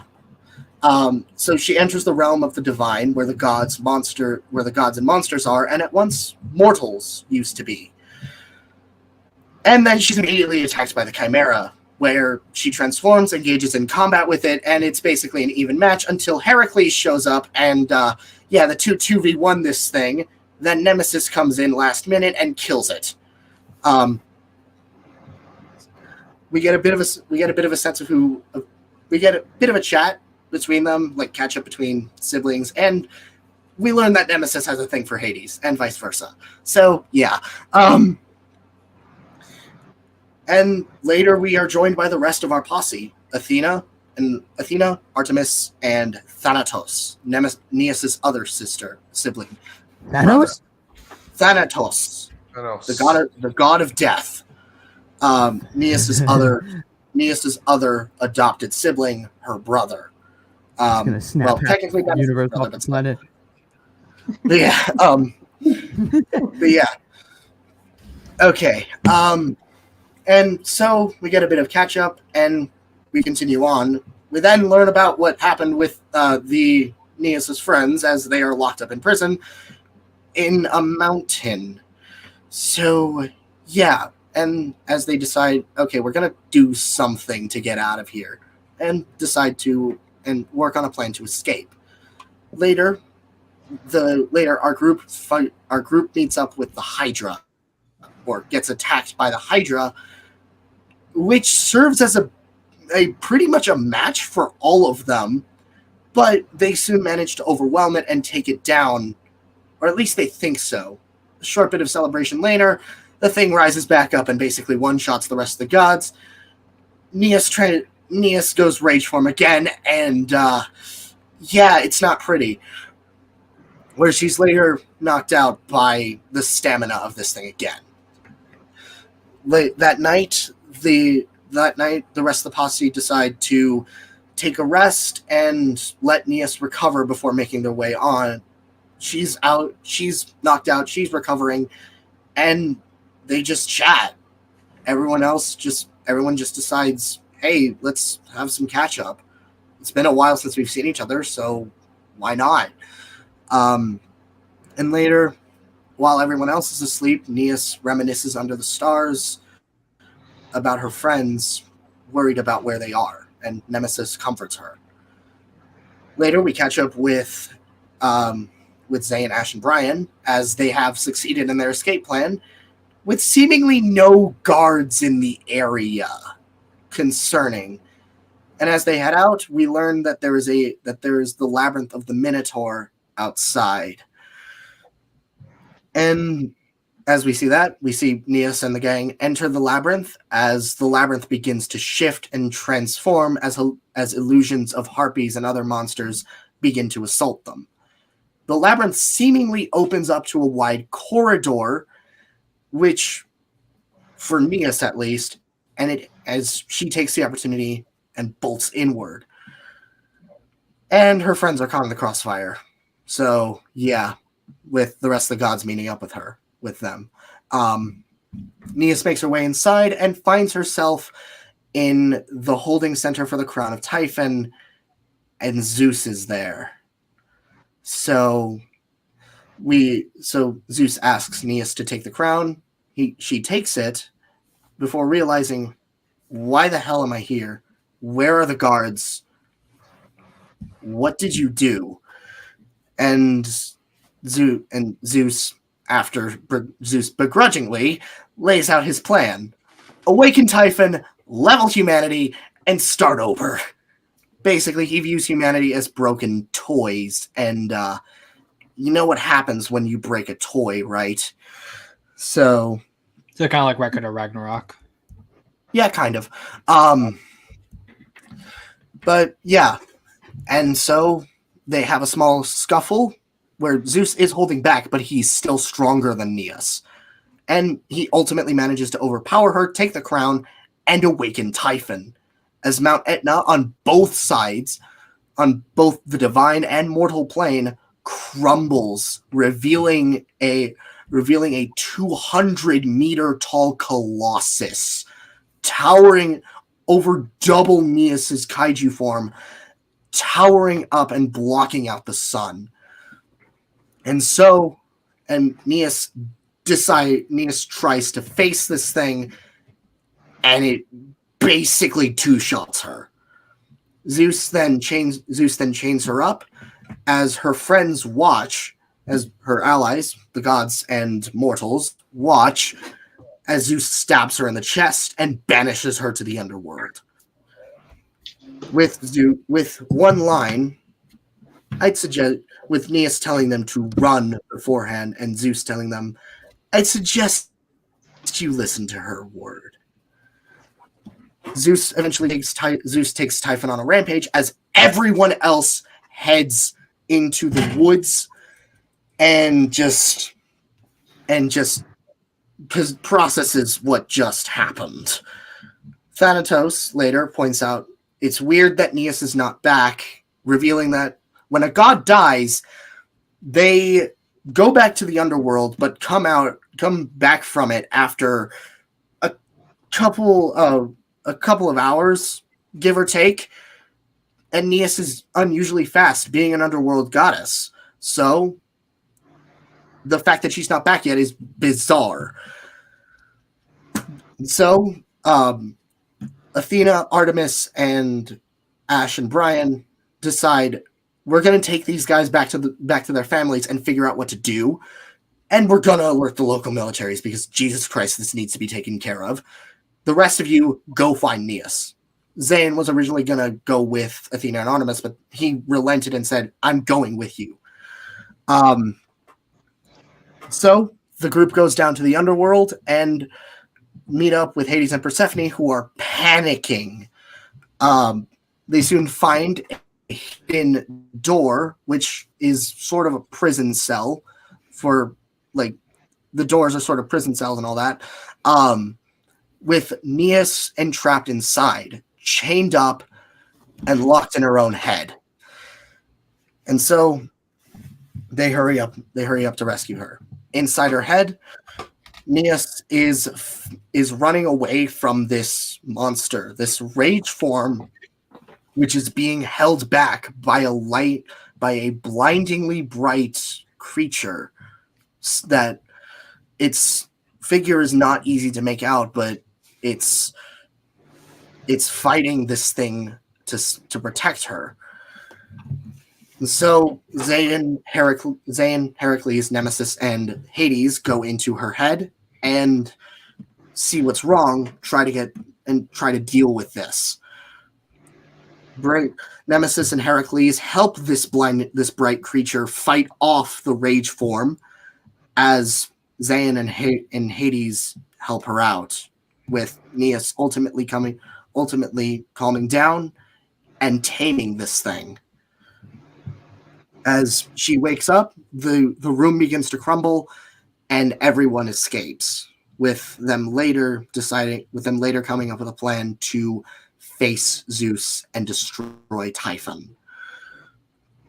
So they go up to the mortal realm and meet up with Typhon, who has been leveling Athens, and they engage in combat.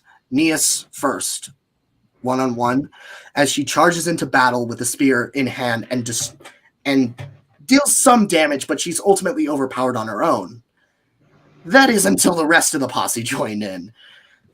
Nemesis, Hades, Persephone, and Thanatos help out against Typhon, whilst Athena and Artemis hold back Zeus, and Heracles and the others help anyone who's been caught in the crossfire get away from the crossfire.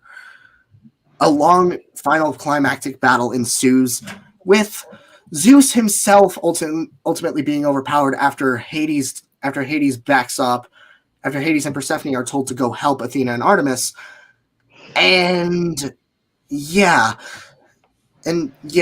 But Typhon overwhelms everyone else, causing Neas to enter her rage form again. However, this time, the rage form is not as feral. It acts in a far more calculated and far more human manner, similar to how Neas fought before. And so, with an orbital strike from the moon, like, she launches up, lands on the moon, and then dives from the moon. She destroys Typhon and the crown. And Zeus is mad.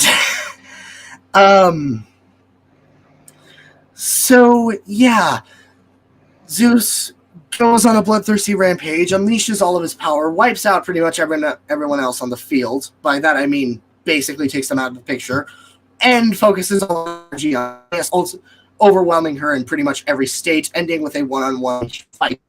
Human gets over. Looks like you're roboting again. Yeah, roboting you're again. roboting. Zeus.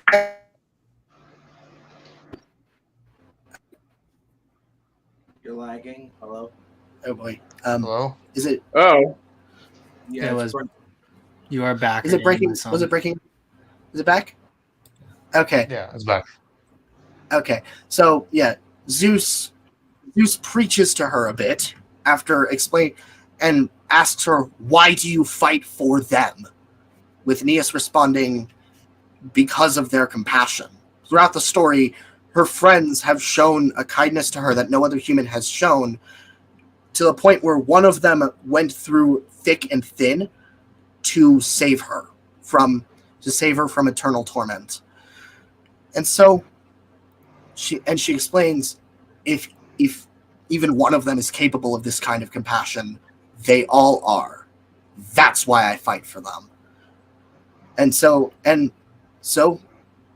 she, and with that and a powerful declaration of, I'm the goddess of monsters, she transforms into a far stronger, bright white form. This same form that was alluded to earlier. In this form, she stands at 95 meters tall, slightly taller than normal, which is a bright, blinding white with yellow streaks on it. And she's fully capable of speech in this form. And so she charges at Zeus, and in satisfyingly glorious fashion, she beats the hell out of him, with everyone else joining in for extra measure, giving their 2 cents on how they feel about the guy. And I mean in physical format. With Heracles ultimately launching him into the sky and Neas catching him. She chastises him for a bit before dive bombing onto the ground, and the two fight in an aerial battle for a bit before Neas decks him onto the floor and levels pretty much any surrounding countryside outside the city. The dust clears as Neas is joined by her allies and threatens Zeus to never pull something like this again, and if he does, she will do far worse to him. Real quick before you continue, Vic just says he has to hop off, so I'm gonna say goodbye to you, Vic, because looks like your flight's probably coming up. Yeah, I'm about to head out now. So All right, fly safely. Good luck, Alright, dude. Thanks, guys. Have a good one. Have a safe flight, Vic. Peace. Peace, man. I'm gonna have Beast. to head out in a few seconds, but before I do, I just wanted to put something in the little stream submission chat before I head off. What was that? Size chart. Oh, size chart. Based. All right, I'm gonna Alright. head out. I'll see y'all later. All right. All right, take care, dude. All right, All right. Peace. Peace. Peace. Peace. All right. So yeah, and Zeus eventually flees, keeping his promise. Well, presumably. Later, it's the end of the school year as Neas and the others go to the final school ball, with the gods themselves joining in, and Neas and Zayn have a proper dance. The end. Wow. That's definitely a lot to work with. Like, were you planning on trying to do this as like one big story? Yeah, this is one mass. Well, the prequel is its own separate thing. The thing I'm submitting. The idea is to make an animated film from this. Okay, gotcha. So yeah. Because Um, they like I there's think like this could there's work I think there's as a lot of like a material good that could work franchise. as like not a like I don't think this would be for like these what you just said as a franchise on its own, but I think this could definitely work as like a trilogy or at least a duology. Yeah, And I feel like there's some plots that like could definitely work as being their endpoints and their highs and lows. One thing I think could would be interesting is that you do a lot of parallels to the ancient Greek stories, because like the friends going down into the underworld to look for Neas. I forget which Greek story it is, but I do recall there being Orpheus. Orpheus. Is Is it I Morpheus? think it's Orpheus. I think it's Yeah. Orpheus. Orpheus. And I think Eurydice. because if you do something like that, like if you try to mirror the story of Orpheus in like their journey down to the underworld, like that could be really interesting. And I think that like it could definitely work really well for people who are like super astute and big mythology buffs to be like, oh, that's what he's referencing. Oh, I really like how he kind of took this myth or this story and adapted it to his work. Okay. Yeah, one of my biggest worries with this is that it's a little bit too generic, like story wise. I don't think it's generic. I mean, it does do simple plot beats movies usually do, but I wouldn't call it generic. I think the other thing too is that since obviously you're working with Greek mythology, which is like everyone's done something with Greek mythology, separating yourself apart in terms of like how the pantheon sort of interacts with the modern world can help raise sort of your thing and make it unique, because I think like it feels very young adults in terms of like it's like how it takes these ideas. And I think with that too is that because you're, instead of dealing with like, oh, like I'm related to a god and I'm dealing with high school stuff, it's more like I'm dealing with high school stuff. I am the child of God, but I'm also a giant monster. So there's like an angle that you can do that that isn't like tapped anywhere else, and I think that you can provide your own unique spin on it. Yeah. I also recommend for like the Greek mythology stuff, maybe make it like very mature, like not a full on serious, but sort of like how Kung Fu Panda 2 feels grand and mature. Mm-hmm. Oh, well, thanks for that. Any thoughts on stuff like the monsters themselves, or? I like the designs on a I lot like of the them. ideas of the monsters. Mm-hmm. As well as like I'm interested to see like if you do designs for like any members of the Pantheon too, to sort of see, because I always like whenever people design like the like gods and stuff, because like everyone sort of has like, this is what I think of when I think of Hercules or Zeus and stuff like that. Yeah, I actually do have my own like OG concept designs for the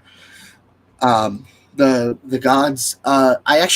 I have finalized Nemesis and Thanatos' design. Let me find those real fast so you can see them. Let me.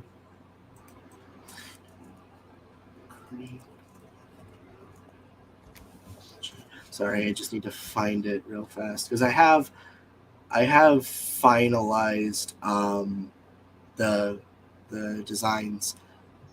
Frick, I think the images got deleted. Okay, never mind then. But I can post those later. But yeah, I finalized those designs and I think they're pretty good. But yeah, I'll definitely see what I can do with that. Thank you. Thanks for the critique. Thanks for the critiques. Primo, you guys got anything?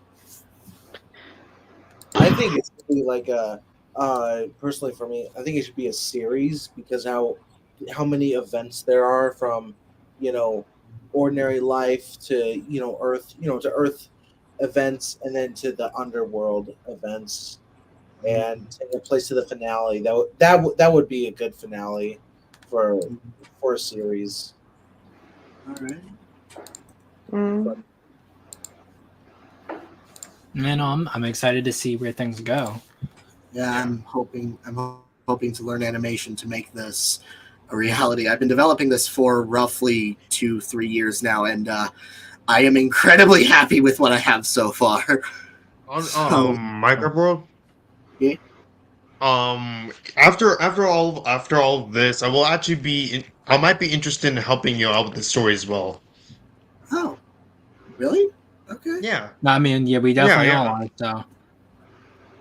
Yeah. I would say your story is like on the like. I think everyone's stories is great, but in my opinion, I think your story is the most interesting. In my opinion, at least. Everyone else is really good though. Oh, thank you. Thank you. Yeah. Alrighty, so that has everyone at least that I knew was going to be able to come on for sharing their stories. So I know there's a few people in the chat who did want to at least join in on this. What I'm going to say is I'm going to at everyone in the Discord tonight. All they're just going to do is just tag me back, just saying I'm in, so that they know that they will be part of this. And once I have everyone over the next at least 2 days who want to join via the Discord, that's when I start splitting off everyone into groups and stuff so that we can start working on our drafts and start sharing things around to everyone. Okay. All right. Cool. All right. Awesome. So that's going to be it. Well, essentially everyone shilled what they do want to shill out. So at least it makes the sign out a little bit easier for everyone. You know where to find us. And I will also be keeping an ear to the ground where it concerns letting people know when the next stream is, when we'll talk about things. But yeah, so that's gonna be it. And we have to end it off the proper way, guys. Can't end it off any other way. That's right. First up, before we end it off, go watch Deadpool and Wolverine. It's really good.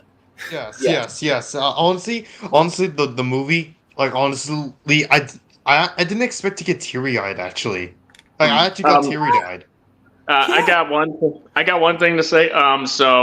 Before we go, apparently people are kind of wondering what we think of the news of Robert Downey Jr. coming back as Doctor Doom. I'll just at least give you guys my thoughts.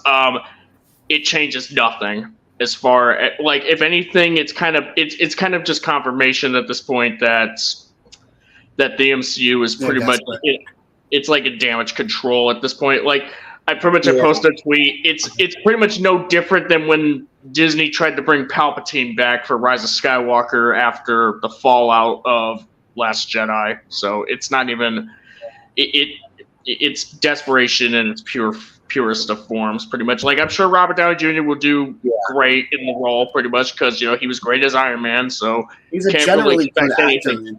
He's a generally good actor, whatever he's doing. Yeah, he's a great actor. I pretty much don't doubt that. And I would say, like, the only good news to come out of, like, this whole thing with Avengers 5 and 6 is that Michael Waldron, the screenwriter, he's pretty much booted out of the project, which, thank God. I mean, he's the guy who wrote Multiverse of Madness, which is still, as far as I'm concerned, the worst movie in the MCU to date. I heard the Marvels was the worst. The Marvels is terrible. Don't get me wrong, but I mean, but it should be really telling. That's about that. Yeah. I'm cautiously optimistic. I'm interested. I'm interested as well. I'm cautiously optimistic, like cautiously, because I wouldn't expect like. It really depends on how they handle Doctor Doom. Is it going to be like an infamous Iron Man, or is it going to be like a completely new, or is it going to be like the main Doctor Doom? Because I'm going to be honest, Doctor Doom was my favorite Marvel villain growing up.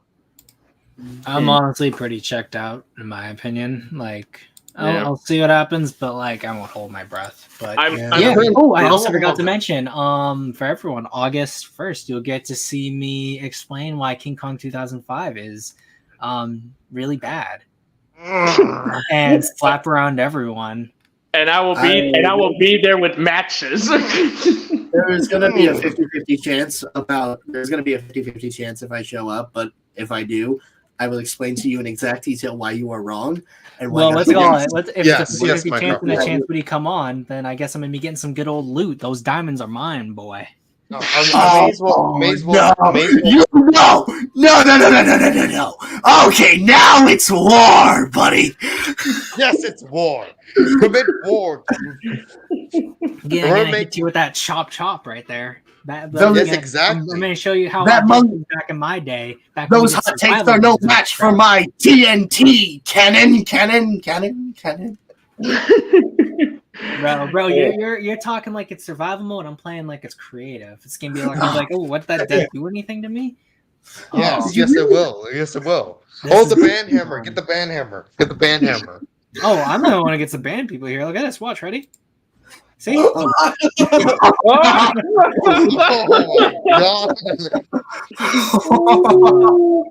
That's it for tonight, folks. Again, tune in August 1st to see me slap around everyone in the lobby. It's gonna be it's Zim versus all. It is literally Zim Final Wars here. I go through the roster. I take everyone in because, brother, let me tell you this. I'ma hit you with the Nico knee, and you're about to lose those Nico kneecaps there, brother. I forgot to mention. Yes. My birthday is actually in 3 days. Oh, happy birthday. Good sir. Hi. Yeah.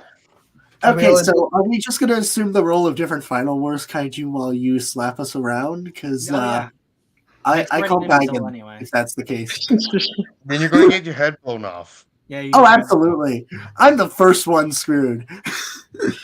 Sea Monster, I guess you get to be Among Us. I get to throw you into the sunset. If anything, I'm just going to be... Sorry, go ahead. Who would I be? I'm actually curious because although I am a Ghidorah guy, I don't know if I'm strong enough to be Kaiser Ghidorah. You get to be Caesar? Kamacuras. I don't want to be King Caesar. I mean, okay. You guys can around the balls. You're fine. I okay. Here's one. Fine. I will choose King Caesar. There you go. Actually, Monster X. Monster X. I will be Monster X. You know what? This will be Yeah, a fun- you know what? I'm gonna do this. I'm gonna say this. I'm gonna be a giant Captain Gordon because I'm about to whoop your ass. Base. Then you're siding with Zimbo. Yeah. Then you're siding with Zimbo. No, here's the thing: is that literally, if the only person who gets to be Gordon here is me, because the moment like I beat Minecraft World, I'm gonna be like turn 180 degrees.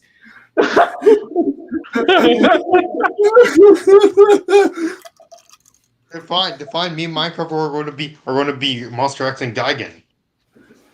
Well, what's it called? That means what's it called? If I'm going solo, so I get to be Godzilla and Mothra, so I get to do like a double clothesline for both of y'all. Yeah, nope. Isn't Vic gonna be Zilla? Yeah, Vic Zilla. Well, wait a minute. Vic would be on your side, Zim. So really, I'm on no one's side but my own. I choose my own destiny. Vic's Manila. That means like he just stopped the guys around even more. He's gonna put his hands up in front of me. No, now I'm just remembering the clip idea I had in my mind of Pocho, just really small Pocho, just coming to Zogra, and, like about to punch him, and Zogra just boop. No. But that's it for tonight, guys. And in the words of another famous wrestler, Semper Fi, motherfucker. peace, guys. Yes.